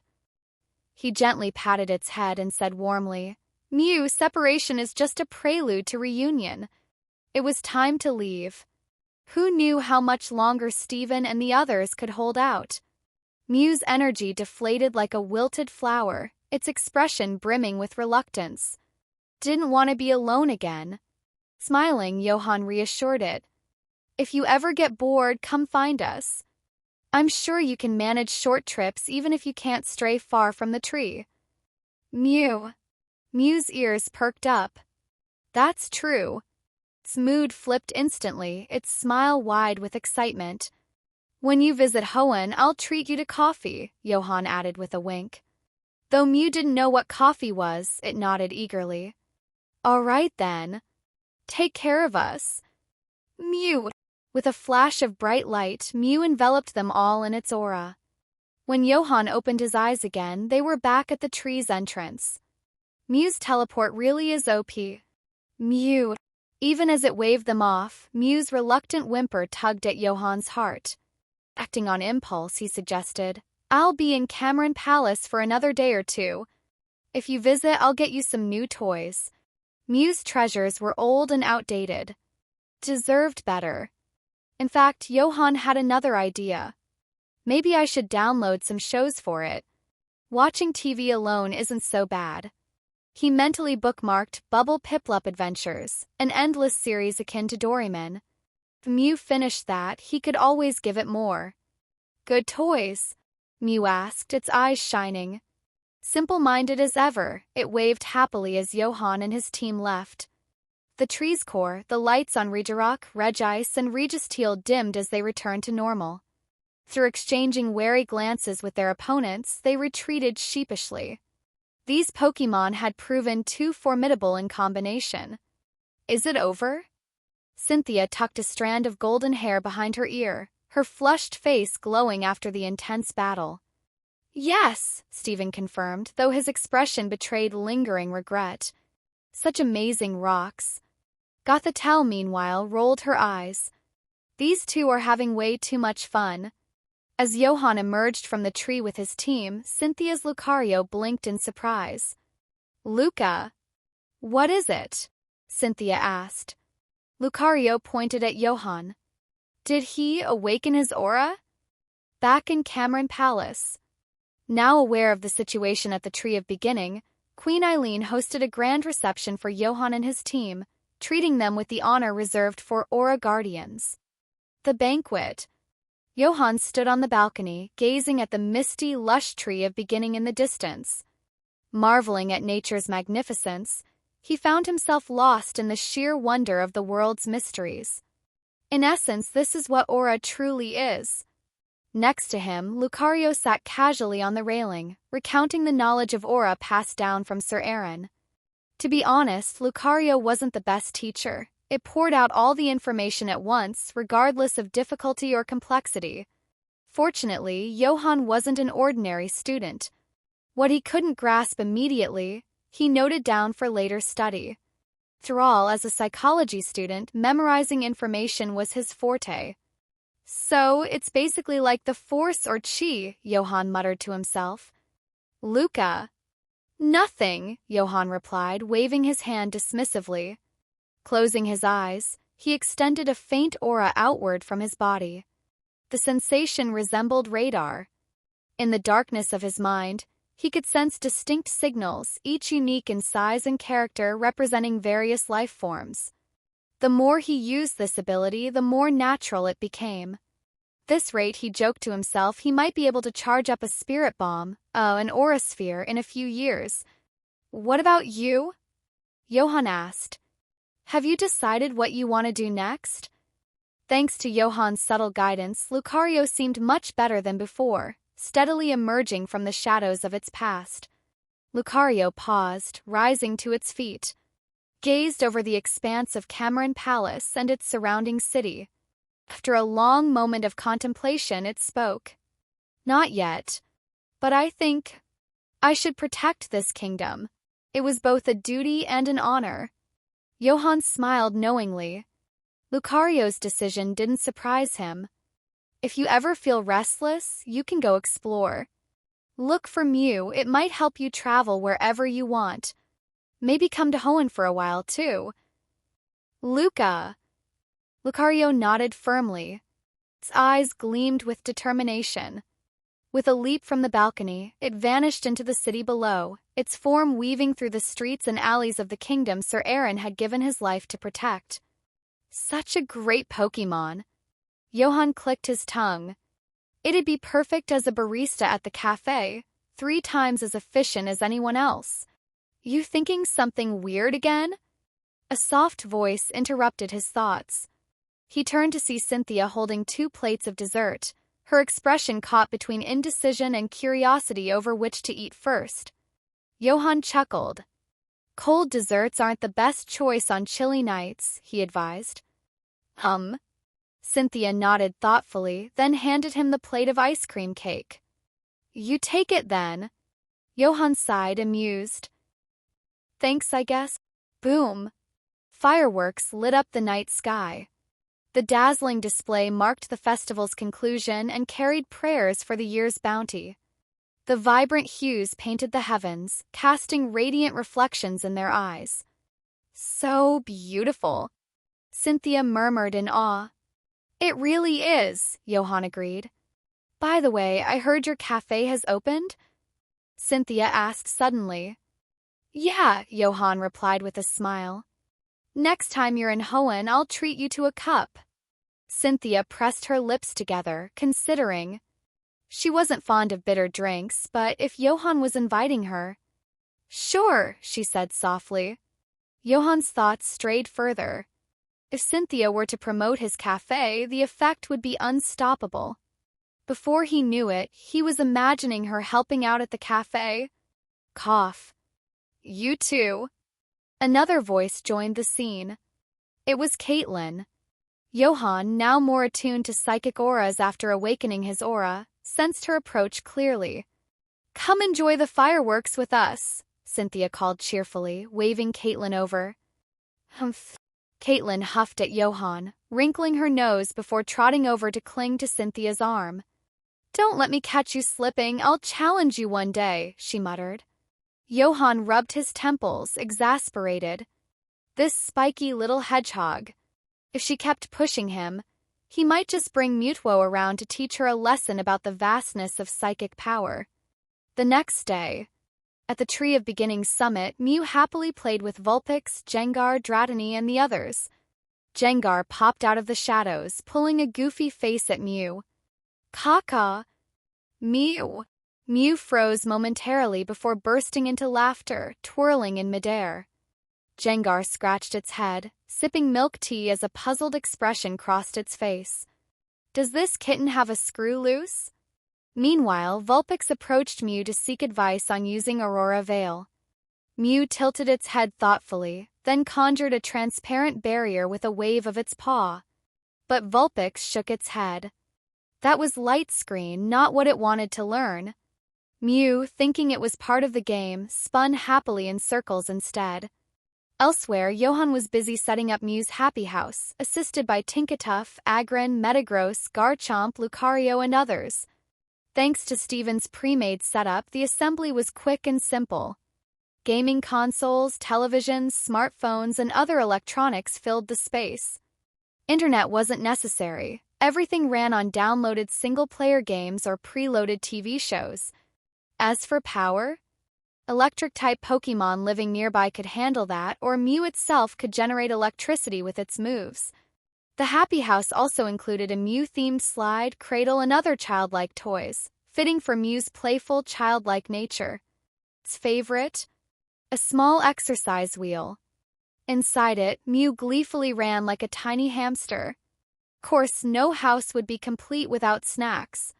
Small refrigerators and shelves were stocked with treats, ensuring Mew's transformation into the ultimate homebody. "Just don't let it meet Mewtwo," Johan mused.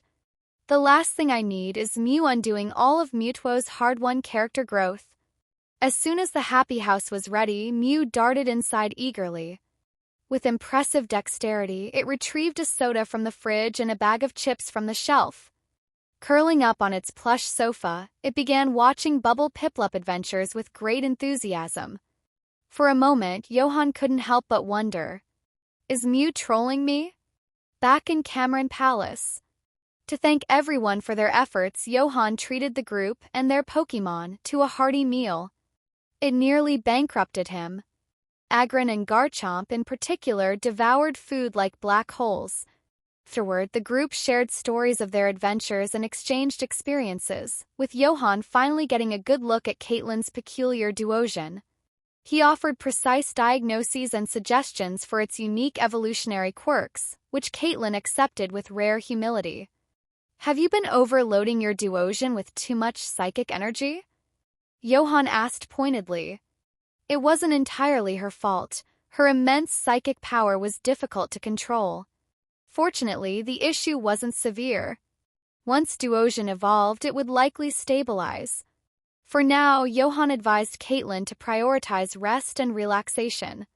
As the day wound down, Steven set off to explore the mineral deposits around the Tree of Beginning with Mew's permission. Meanwhile, their Pokémon engaged in various activities. Jengar and Garchomp huddled in a corner, giggling like fanboys as they binge-watched Bubble Piplup adventures. Vulpix and Cynthia's Eevee sparred with Iron Tail, the resounding clangs leaving Johan apprehensive. Dratini and Milotic struck up an unlikely camaraderie, prompting Dratini to wonder if they were distant relatives. By evening, the group strolled through Cameron Palace one last time, basking in the festival's lingering charm. It wasn't a particularly busy day, but it was fulfilling nonetheless. On a sunny Tuesday morning, Johan confirmed that Mew was thoroughly immersed in its games and shows. He felt a slight pang of guilt. Am I corrupting an innocent child? But at least Mew wouldn't feel so lonely anymore. With everything in order, it was time to return home. Private airstrip on the outskirts of Cameron Palace. Young Miss Cynthia, the plane will be ready to depart in about an hour. An elderly butler in a tailored uniform spoke respectfully to Cynthia and Caitlin. Since Cynthia's work exploring ruins wasn't finished yet, she needed to return to Unova with Caitlin. This trip to Cameron Palace for the festival? Strictly speaking, it was a spontaneous detour. Unova was far away, so preparing the plane required extra time. As for Stephen's plane, it was ready long ago, but his gentlemanly nature compelled him to wait until the ladies departed before leaving himself. "Are you visiting Mr. Drayden of Lucid City?" Hearing Cynthia's plans, Johan raised an eyebrow in surprise. "You know him?" "Well, he's the dragon-type gym leader of Lucid City, headmaster of Lucid Academy. Who wouldn't know of him?" "Course he doesn't know me," Johan replied with a casual shrug and a smile. Cynthia nodded thoughtfully. "Drayden doesn't know Johan?" "Not necessarily," she thought. "Drayden discovered something with significant historical value and reached out to my grandmother for insight. She asked me to go check it out for her," Cynthia explained. Johan blinked, then teased. "So you decided to make a quick detour to Cameron Palace while heading to Lucid City?" Cynthia gave him a playful wink, but didn't answer. Her words sparked a thought in Johan's mind. Drayden found something historical. Could it be? "Johan, battle me," Caitlin suddenly interjected, clenching her little fists, her cheeks slightly flushed. Her psychic energy stirred around her, causing her golden locks to float as if in a breeze. Finally, a chance. "You're adorable, Caitlin," Cynthia said with a soft smile. Johan cast Cynthia a sidelong glance. "Are you serious right now? Where's this sour jealousy vibe coming from?" To be fair, Caitlin did resemble an elegant porcelain doll when she was upset. "Well, not really." Caitlin's fierce expression melted into bashful embarrassment. But when she noticed Johan's bemused look, her eyes narrowed again. Floating up into the air, she gazed down at him imperiously. "So? What do you say?" Johan chuckled and replied with a simple, "Sure." Both Cynthia and Stephen looked at him in surprise. In their experience, Johan wasn't one to casually accept battle challenges. He wasn't exactly a battle junkie. Before Caitlin could speak, Johan added, "How about this? The loser owes the winner a favor." "Deal." Caitlin smirked, her gaze briefly flicking to Cynthia before returning to Johan with determination. "So this is a fight for Cynthia." Her conviction was palpable, though Johan had no idea why. He let her believe whatever she wanted. "Fine," she declared. "But give it your all. I don't want to yawn mid-battle out of boredom." "Got it." Johan rubbed his chin thoughtfully before responding. "Noted. But let's be honest, there's a clear gap in our strength." Caitlin chose to disregard the rules. He'd have to resort to some unsporting measures. Fortunately, Caitlin's pride made her susceptible to provocation. "Quiet," she huffed. "This lady aims for a graceful victory." Johan smirked. "Graceful, huh? You're addicted to arrogance." The battle begins. On an open grassy field near the airstrip. "Go, Bronzong!" Caitlin sent out her psychic/steel Pokémon with an air of confidence. "Jengar, you're up," Johan said calmly. Against a psychic-type opponent, Jengar was the obvious choice, even if Bronzong was immune to poison-type moves due to its steel typing. "Caca!" Jengar emerged from the shadows with a sinister grin. Caitlin seemed unsurprised by his choice. What she didn't know was that Johan had also anticipated her selection. "Begin," Roxanne declared as referee. "Trick." Johan's voice was calm and measured. "Caca." Without hesitation, Jengar stood its ground, beginning to gather an unsettling energy. Just a heartbeat later. Hum.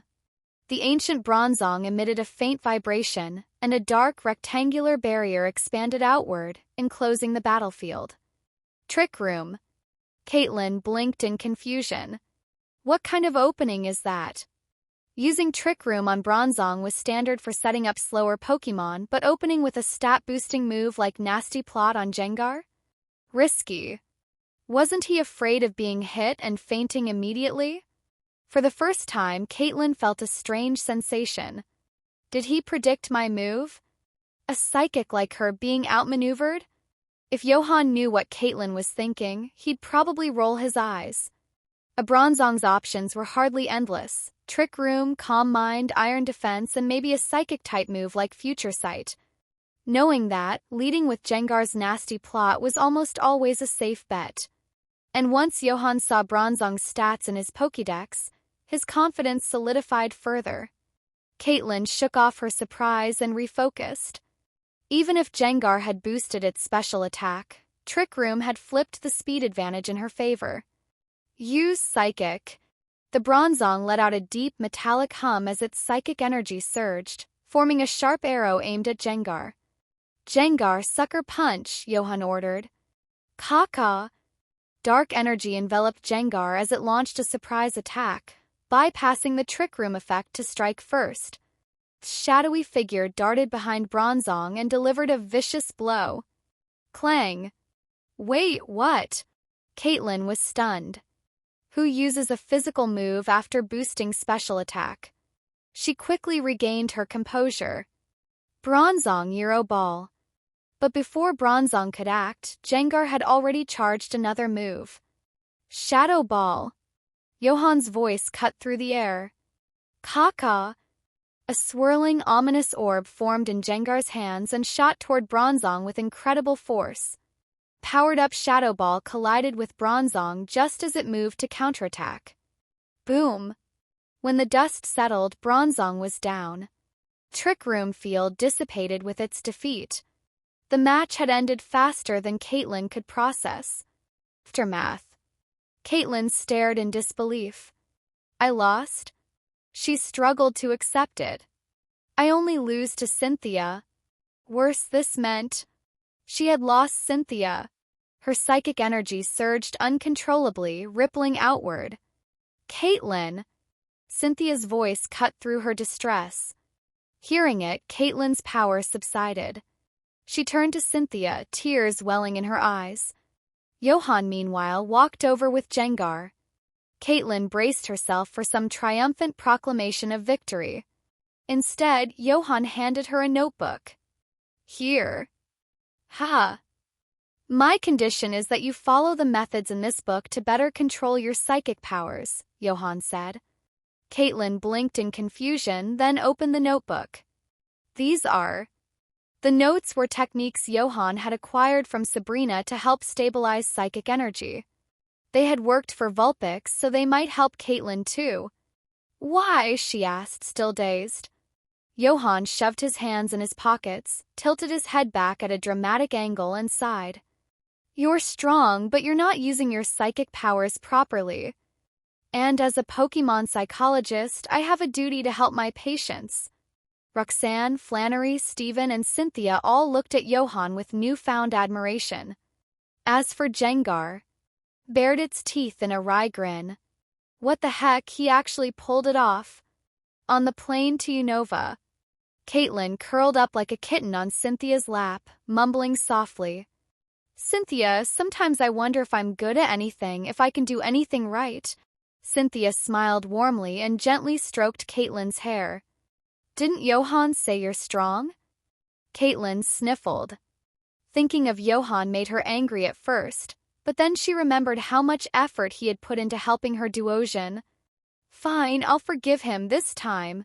Cynthia chuckled and ruffled Caitlin's hair playfully. Johan had earned her trust, even if he made her cry. Flipping through the notebook, Caitlin muttered under her breath. He's not so bad, actually. Isn't he? Cynthia replied with a knowing smile. The 4-day work trip came to an end. After bidding farewell to Cynthia, Johan boarded a Devon Corporation plane and returned to the Hoenn region. Cynthia, meanwhile, had to continue her unfinished ruins exploration, and so she and Caitlin headed back to Unova together. Their trip to Cameron Palace for the festival? Strictly speaking, it was a bit of a getaway. till they'd accomplished something significant, saving the Tree of Beginning and setting up a dreamscape playhouse for the legendary Mew. Back at Johan's cafe, word of Johan's return had reached the Rocket Trio. Under the temporary leadership of Wobbuffet as acting boss, they eagerly awaited his arrival at the cafe entrance. Cadre, wah, Jessie began, but James and Meowth quickly tackled her, clamping her mouth shut. Together, they greeted Johan enthusiastically. Welcome back, Johan-sensei. And you too, Boss Jengar. Thank you for all your hard work, Naya. Stuffs. Salutes dramatically. Wobbuffet, wearing its usual bear cap and suspenders, gave a sharp salute. Seeing the trio, Johan suddenly remembered. Oh, right. Kind of forgot about them. Is the house still intact? He glanced past them, eyeing the cafe and living quarters behind it. To his relief, both seemed unscathed. Caw-caw. Jengar, now wearing sunglasses, crossed its arms in a display of mock authority. Johan-sensei, per your instructions, I've been working on new dessert recipes. Please try them. James eagerly presented his creations. Jessie quickly followed, offering a cup of coffee. And here's your coffee, Johan-sensei. And the earnings report, Naya. Here's the revenue for the past few days. Meowth chimed in, holding up the books. Not bad, Johan said with a nod of approval. Trio's faces lit up with joy, immediately lost in fantasies of promotion. Could it finally be our turn to be acting boss? Dock them 500 poke dollars. Their daydreams shattered instantly. Trio, degree, in fantasy. Trio, and why does this always happen to us? Yes, sir. As Johan settled into his chair, Wobbuffet waddled over and began massaging his shoulders. Stuff. Johan chuckled. Good work, Wobbuffet. You've managed things well. Stuff. Blushes furiously, vibrating with excitement. Fine. I won't dock your pay. Johan-sensei, you're the best, they cheered in unison. Flipping through the earnings report, Johan smiled in satisfaction. See? As long as they're not chasing Pikachu, they're geniuses in any field. Still, just managing a cafe seemed like a waste of their talents. What else could I have them do? And yet, without their classic, what a horrible feeling, antics, something just felt missing. Oh well, maybe inspiration will strike later. A week later, on a crisp, sunny day perfect for drying laundry, Johan decided to air out his bedding. Having spent days away, and considering how often Vulpix's cold air froze his blanket stiff, they could definitely use some sunshine. With Jengar's help, he set up makeshift drying poles in the yard. The once green lawn had begun to yellow with the season, but bright orange flowers dotted the grass, adding a touch of vitality. This is shaping up to be a harsh winter, Johan mused as he and Jengar lightly dusted the blankets with bamboo beaters. Caw-caw. Jengar gave him a thumbs up. Even in the afterlife, I'll stick with you. Johan rolled his eyes. Without a fire type for warmth, I might have to resort to training my own body. He really didn't want to be the first trainer to freeze to death because of his Pokémon. Nearby, Tinkatuff was performing one-handed push-ups with its hammer balanced effortlessly on its back.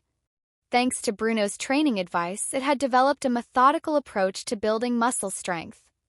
Watching this, Johan couldn't help but think, at this rate, I won't just freeze, I'll be stomped, crushed, or strangled too.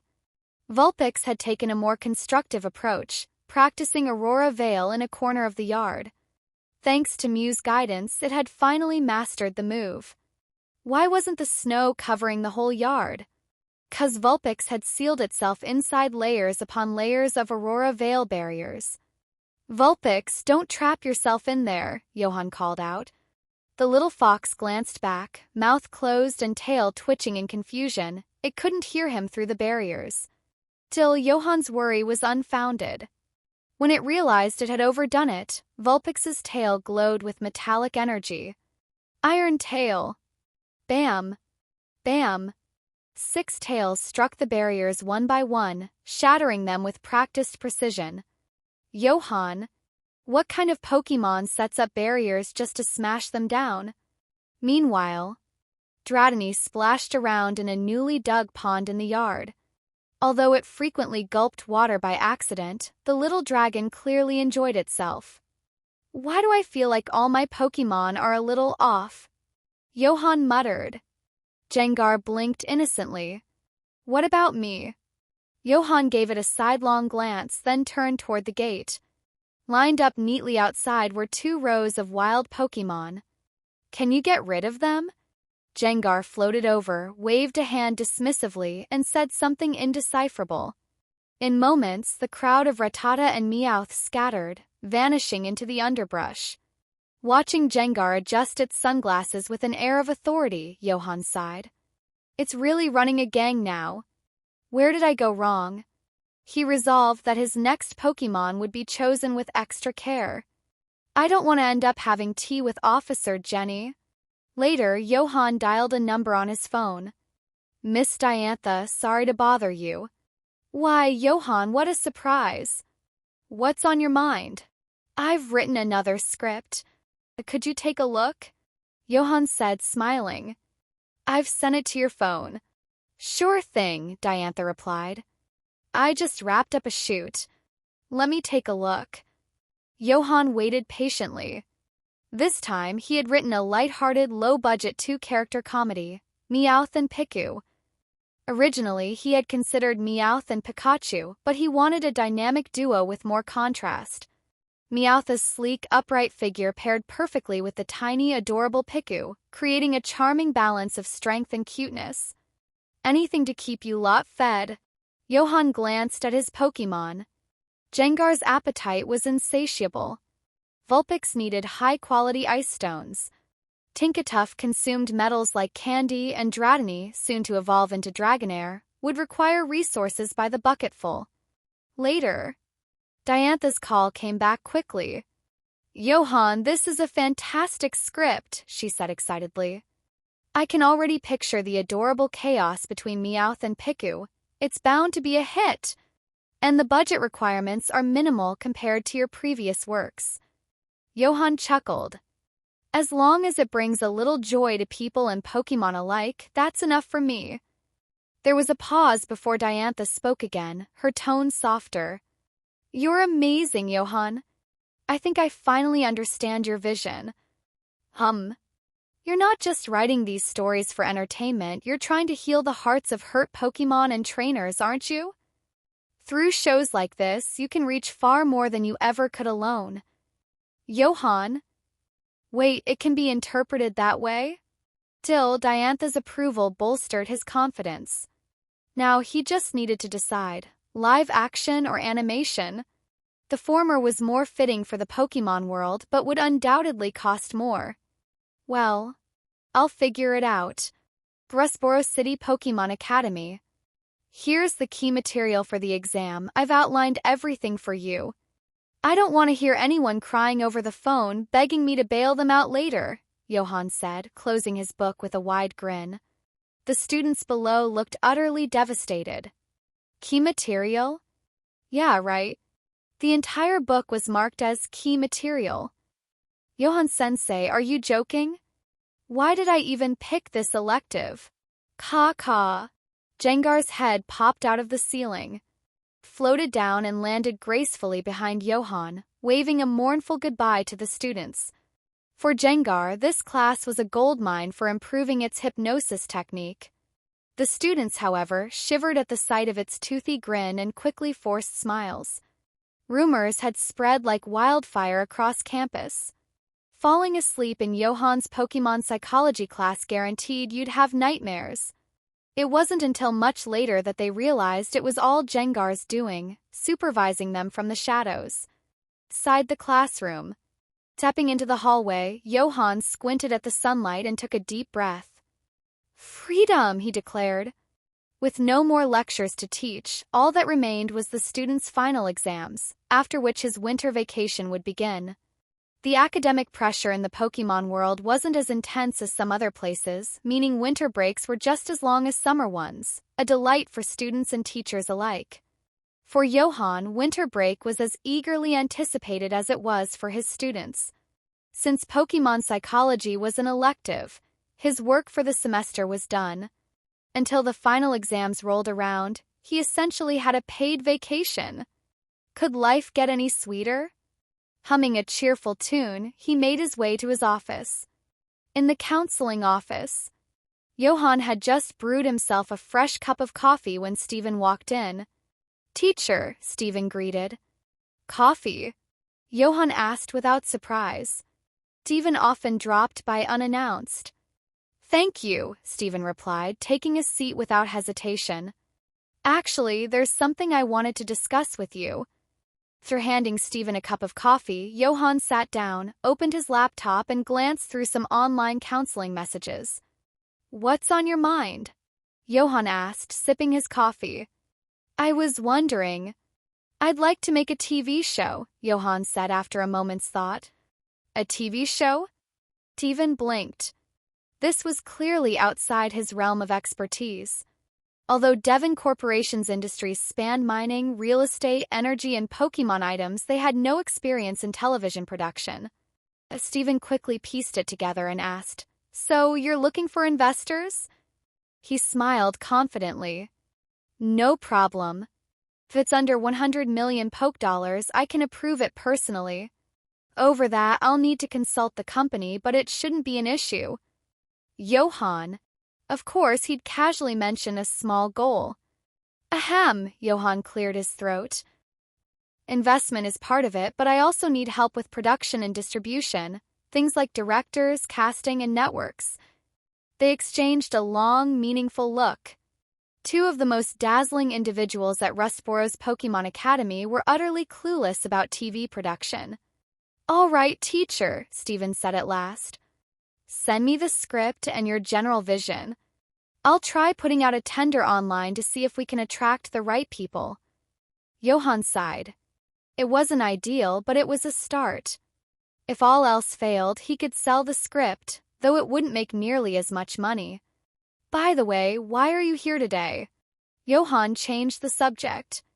Using his aura, he could sense that Steven seemed particularly excited about something. Steven smiled and pulled out a luxury ball. "I wanted to show you two Pokémon I've been working with." With a flash of light, a purple, barnacle-like Pokémon appeared in the office. "Lileep." Johan tilted his head. Steven didn't have this Pokémon before. "Did you find its fossil at the Tree of Beginning?" Johan guessed. Tree's crystal defenses often resembled ancient Pokémon like Lileep and Cradily. Steven nodded. "You're amazing, teacher.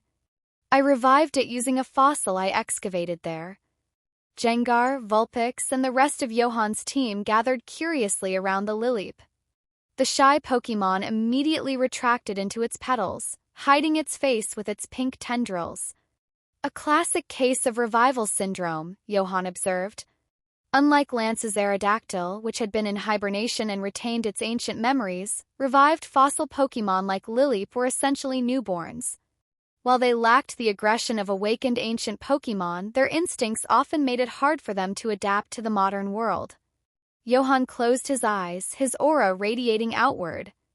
"Hum." The Lileep peeked out slightly, its tendrils relaxing. Sensed something familiar and soothing, easing its nerves. Through his aura, Johan picked up on its emotions, anxiety, unease, and tension. He approached slowly, holding out a small energy cube. "Would you like to try this?" The Lileep hesitated but eventually extended a tendril to take the treat. It retracted into its petals to nibble, emitting emotions of surprise and delight. Steven watched in amazement. "Even when I tried offering it food, it wouldn't eat," Steven murmured. "Teacher really is something else." Opening his eyes, Johan smiled at the Lileep, which had hidden itself again. "It's healthy, just timid. It needs time to adjust," he explained. "Since it's willing to eat, that's a good sign. Bring it back for checkups every few days and I'll monitor its progress." Devon nodded, visibly relieved. Later that day, with a bag of groceries in hand, Johan reflected on his aura. Turns out aura fits my role as a Pokémon psychologist pretty well, he mused. Unlike his Pokédex, which required Pokémon to use moves to assess their mood, aura allowed him to sense emotions directly.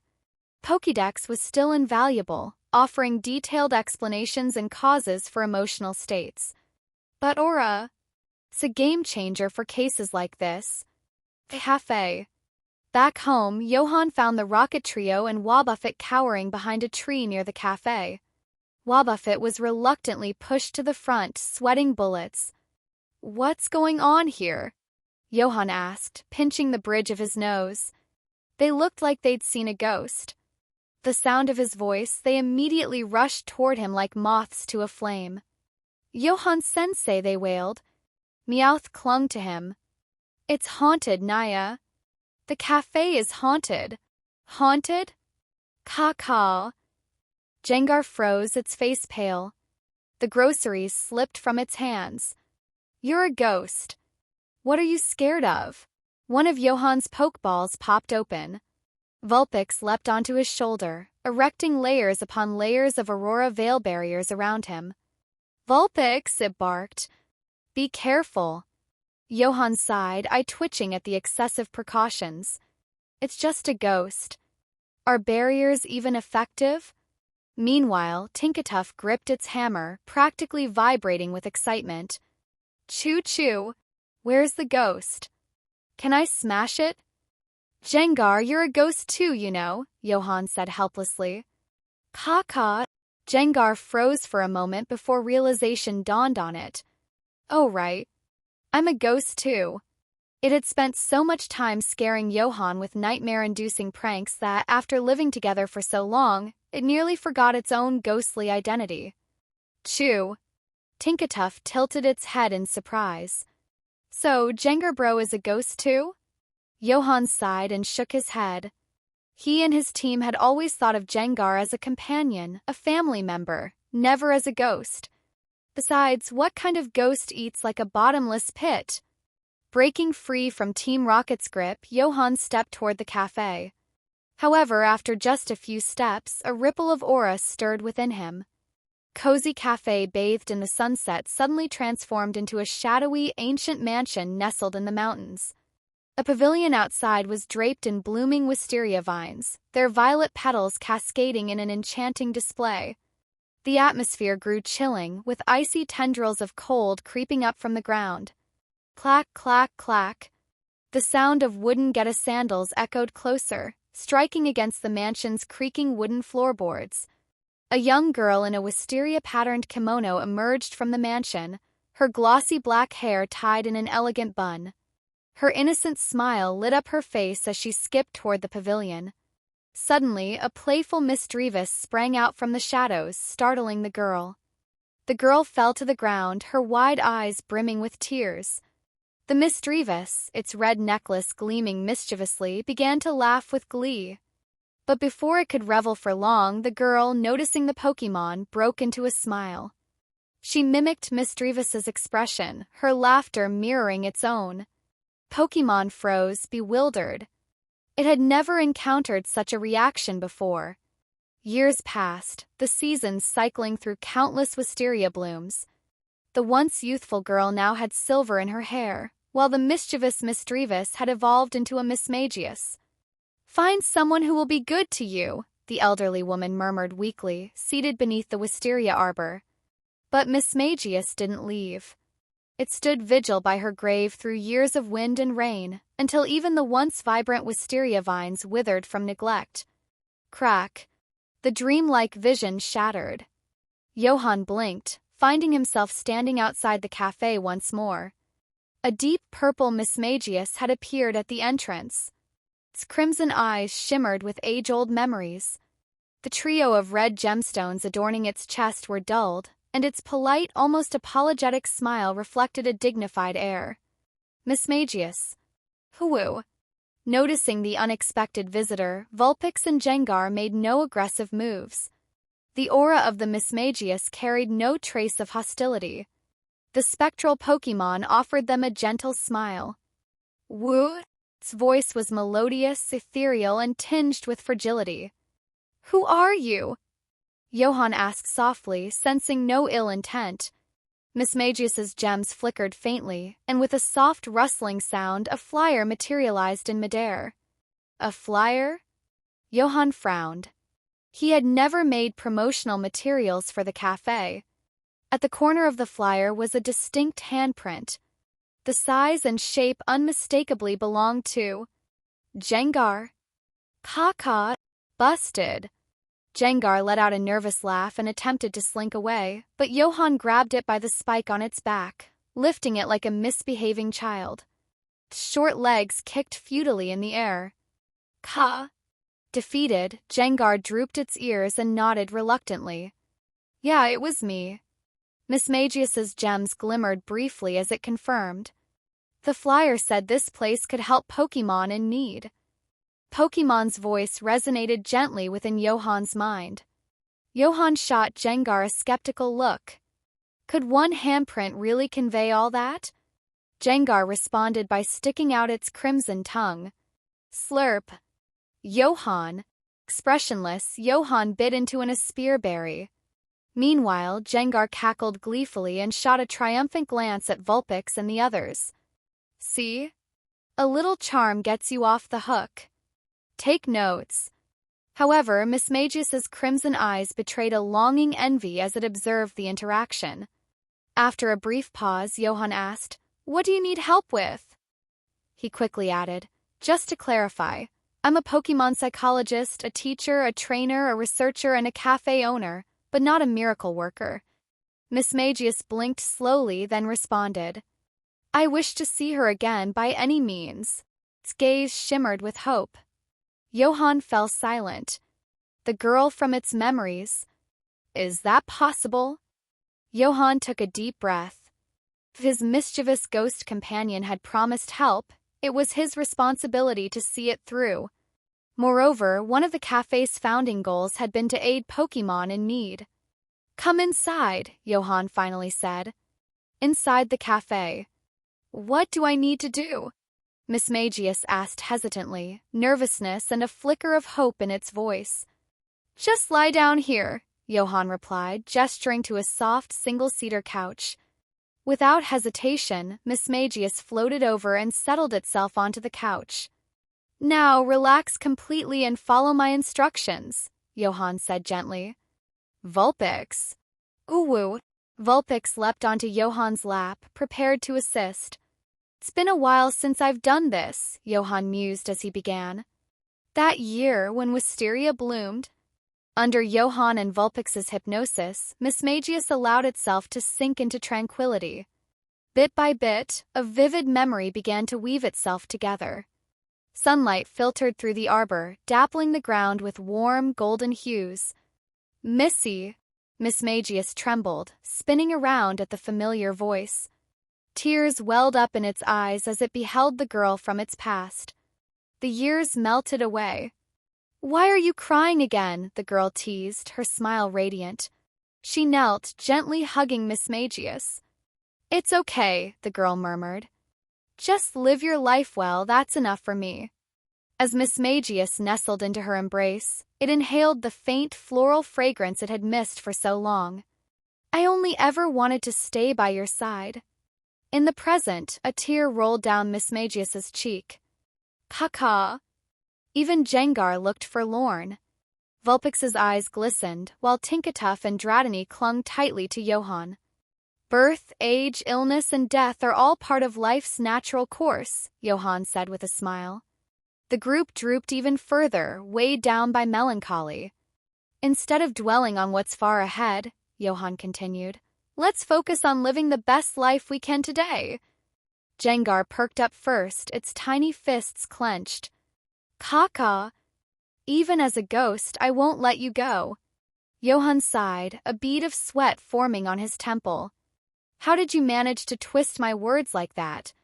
It said people might reincarnate as ghost Pokémon, Johan mused. If you don't remember me in your next life, I'll just track each of you down. He grinned, playfully mimicking a ghost. His team, however, exchanged resolute looks. Even if lifetimes pass, we'll never forget you. Above, a shadowy, ethereal figure floated beneath the rising moon, scattering stardust in its wake. Miss Magius slept deeply, her dream-filled slumber reflecting her emotions. She smiled, wept, and seemed fully immersed in the beautiful memories woven into her dream. Johan, his Pokémon, and the Team Rocket trio stood vigil by her side, each lost in thought. The emotional weight of Miss Magius's story touched them all. The most dramatic reaction came from Team Rocket and Wobbuffet. Huddled together, tears streamed down their faces. So touching. ×3. Wobba. Although they didn't know the full details of Miss Magius's dream, Johan's narration during the dream-weaving process, combined with Miss Magius's heartfelt expressions and her whispered words, translated by Meowth, deeply moved them. As Cynthia often said, when two lives meet, something extraordinary happens. Such beautiful bonds etch themselves into memory. Johan cleared his throat, breaking the sobbing spell. Relax. When you die, you'll just turn into Jengars. The group froze. Johan was reminded of a short Pokémon special he once watched titled, "Did I Just Turn Into a Jengar?"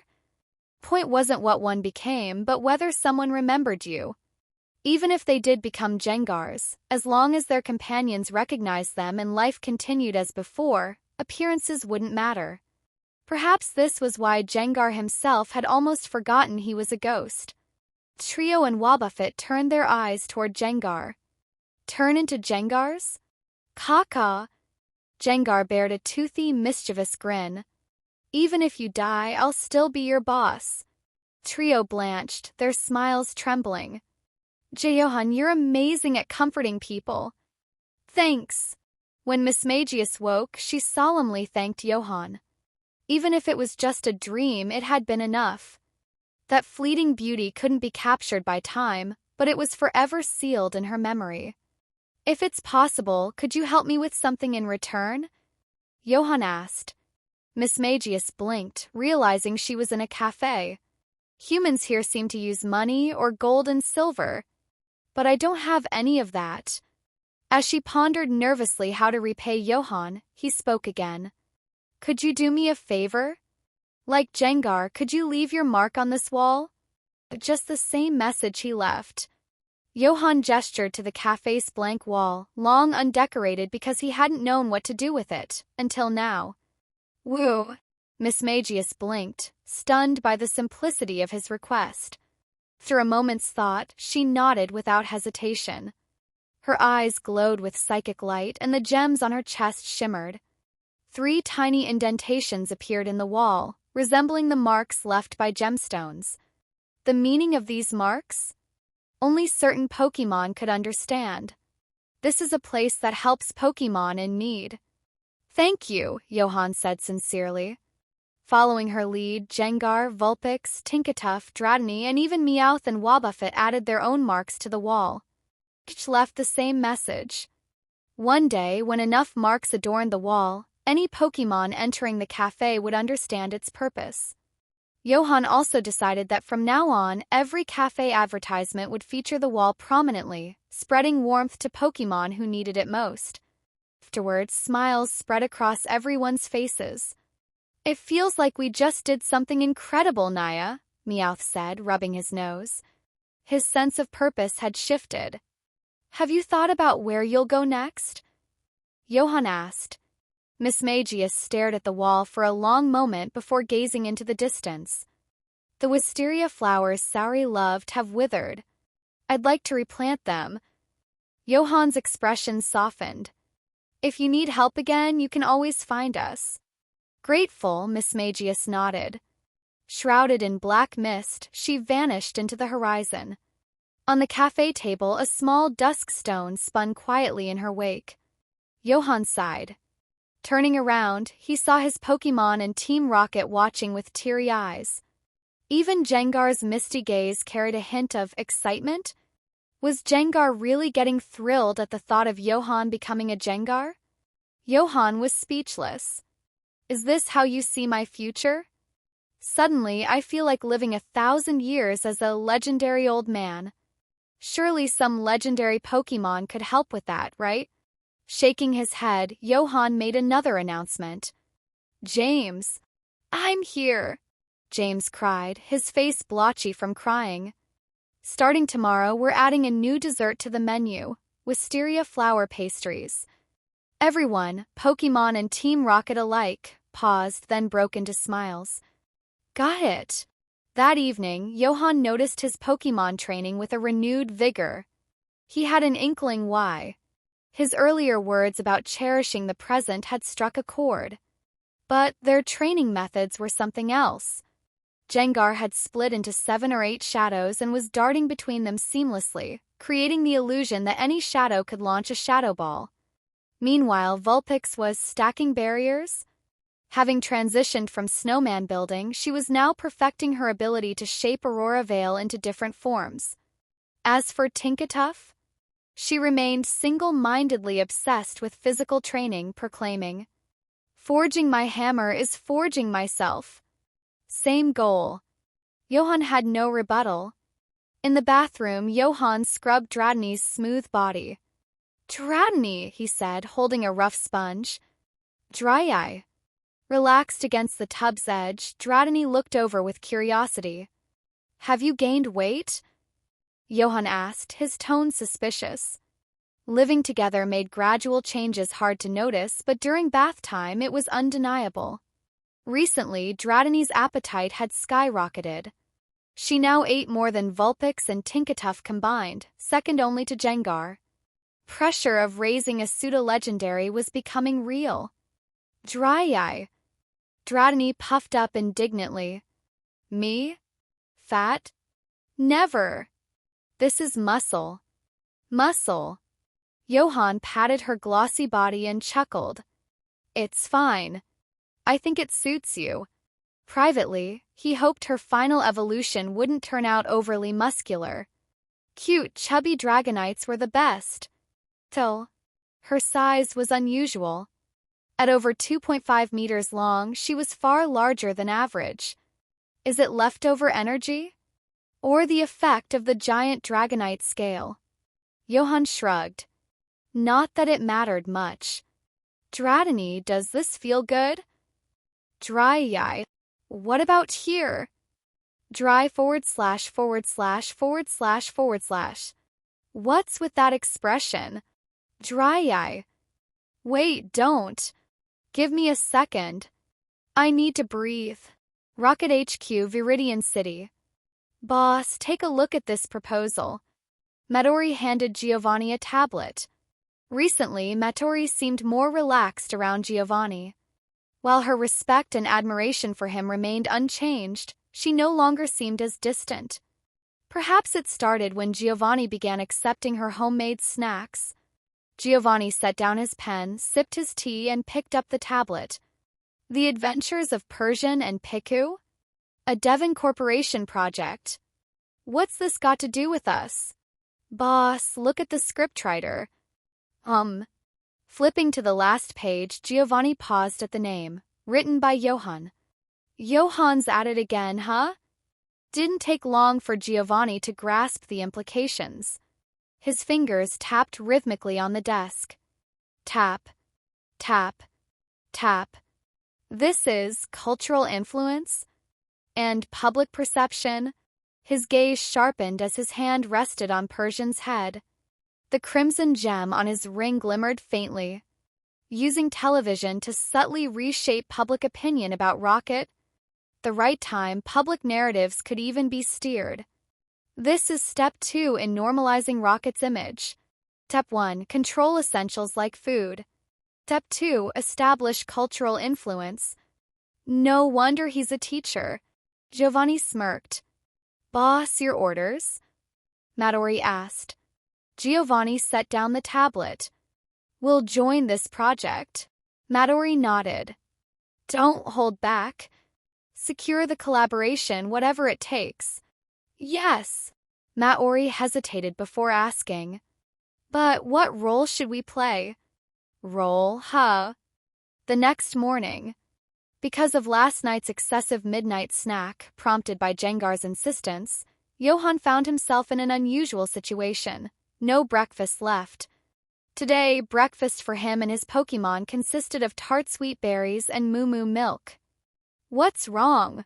Johan bit into a juicy orangeberry and remarked, "A change of pace isn't bad at all." His Pokémon exchanged worried glances, expressions crestfallen. "Are we really this poor now? Didn't Johan used to steal bites of our Pokeblocks? Maybe we're costing him too much." "Ooh." Vulpix tugged on Johan's sleeve and held out her half-eaten Pokeblock. Tinkatuff pushed her entire food dish toward him. "Dry eye." Dratini thought about the Tropius they'd encountered near the Tree of Beginning. "If I were like Tropius, I could produce bananas to help." With that thought, she curled her tail around a fragment of a giant dragonite scale and offered it to him. "Want some? It's crunchy." "Caw-caw." Jengar glanced at his empty bowl, eyes narrowing. One hand pried his mouth open, the other reaching inside. "Don't worry, I'll dig something up for you." Stop. Johan's eye twitched. "It's not that serious. I'm fine. We just ate today's breakfast last night. Don't act like I'm starving." After breakfast, Johan prepared to head to the academy with his Pokémon. Though his teaching duties were complete, the term wasn't officially over. Counseling Center still needed to be staffed. More importantly, the academy's free training facilities were too good to pass up. But just as he was about to leave, his phone buzzed. The caller ID made him pause. It was Giovanni. "Johan." Giovanni's warm voice came through the line. "Gym leader Giovanni, what a surprise."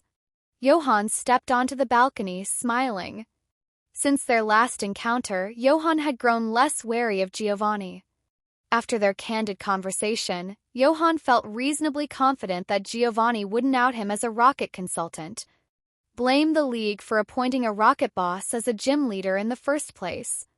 Giovanni chuckled.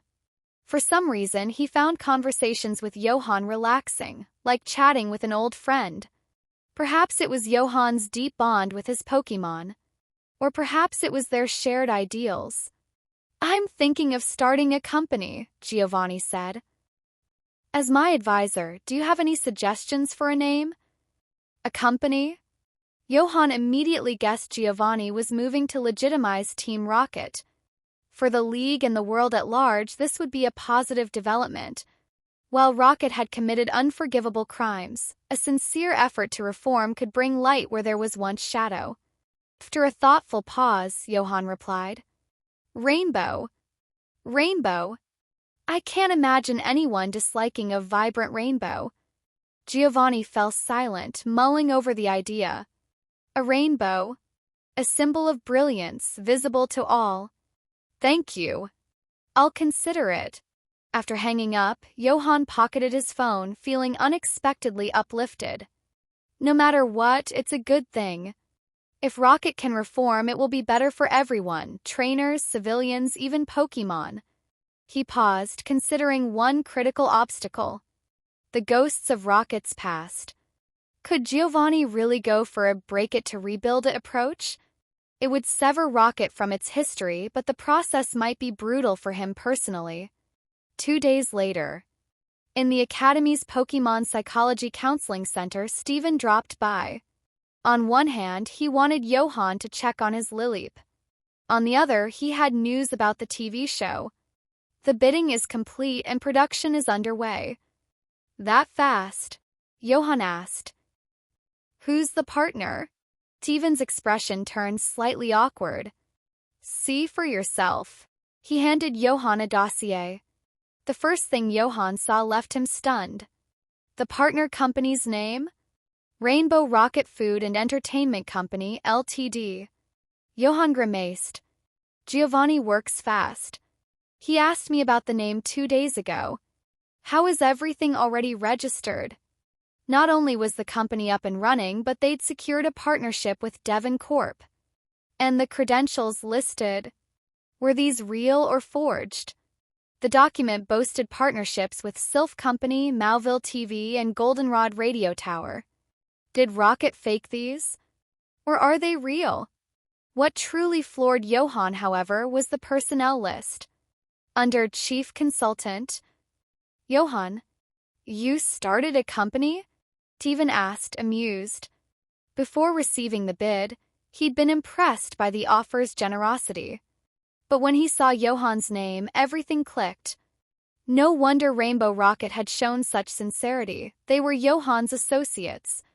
Steven, would you believe me if I said I had no idea? Devon smirked. Doesn't matter. If you ever start another company, count me in. Johan forced a laugh, deciding not to dwell on the matter. Through Steven left, he dialed the contact number in the dossier. Johan, Tori's voice answered. As expected, she was listed as the company's executive secretary, acting on behalf of the chairman. From the moment Johan recognized her involvement, he'd resolved to play a passive role. He'd write scripts and collect royalties. Matori could handle the rest. Matori launched into an update detailing production plans and schedules. Her professionalism was evident. No wonder she's Giovanni's secretary. If anyone could rival her, it might be Macrocosmos' secretary, Alina. Though Matori lacked Alina's imposing presence and refined wardrobe. Well, close enough. Matori's thoroughness reassured Johan. With someone like her in charge, I can relax. His original goal had been to delegate everything beyond scriptwriting, and that plan remained unchanged. Johan, there's just one last thing, Matori said. What's that? Casting. Casting? Johan froze. The success of the adventures of Meowth and Piku hinged entirely on its two leads. If it were to surpass Bubble Cyndaquil's adventures, the casting had to be perfect. For Meowth, we're scouting in Galar. But we already have a candidate for Piku. Would you like to see it? Johan raised an eyebrow. You've been busy. That's rocket efficiency, Matori replied, beaming through the phone. I'll arrange a flight for you to meet the candidate. Wait, where am I flying to? Vermilion City. We've cultivated some connections there. Lieutenant Surge's electric army, no doubt. A sense of foreboding crept over Johan. At home, Johan gathered his Pokémon and the Rocket Trio. He announced his upcoming trip to Kanto, where he'd be gone for a few days.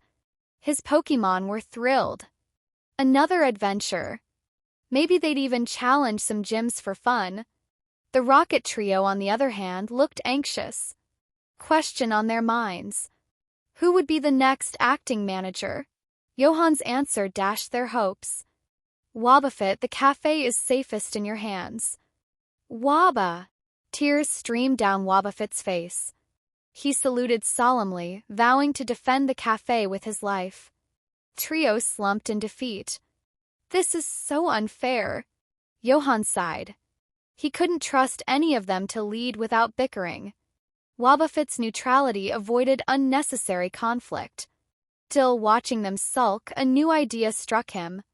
Maybe they should join the production team. James's meticulousness would suit managing cast and crew. Meowth could choreograph actions, even take Meowth's role if needed. As for Jessie, she'd always dreamed of stardom. The role of Mrs. Two Shoes was practically made for her. Come to think of it, didn't they produce a film in the anime? The only remaining problem. What about the cafe? Hello, everyone! As we wrap up this video, I want to share a quick note.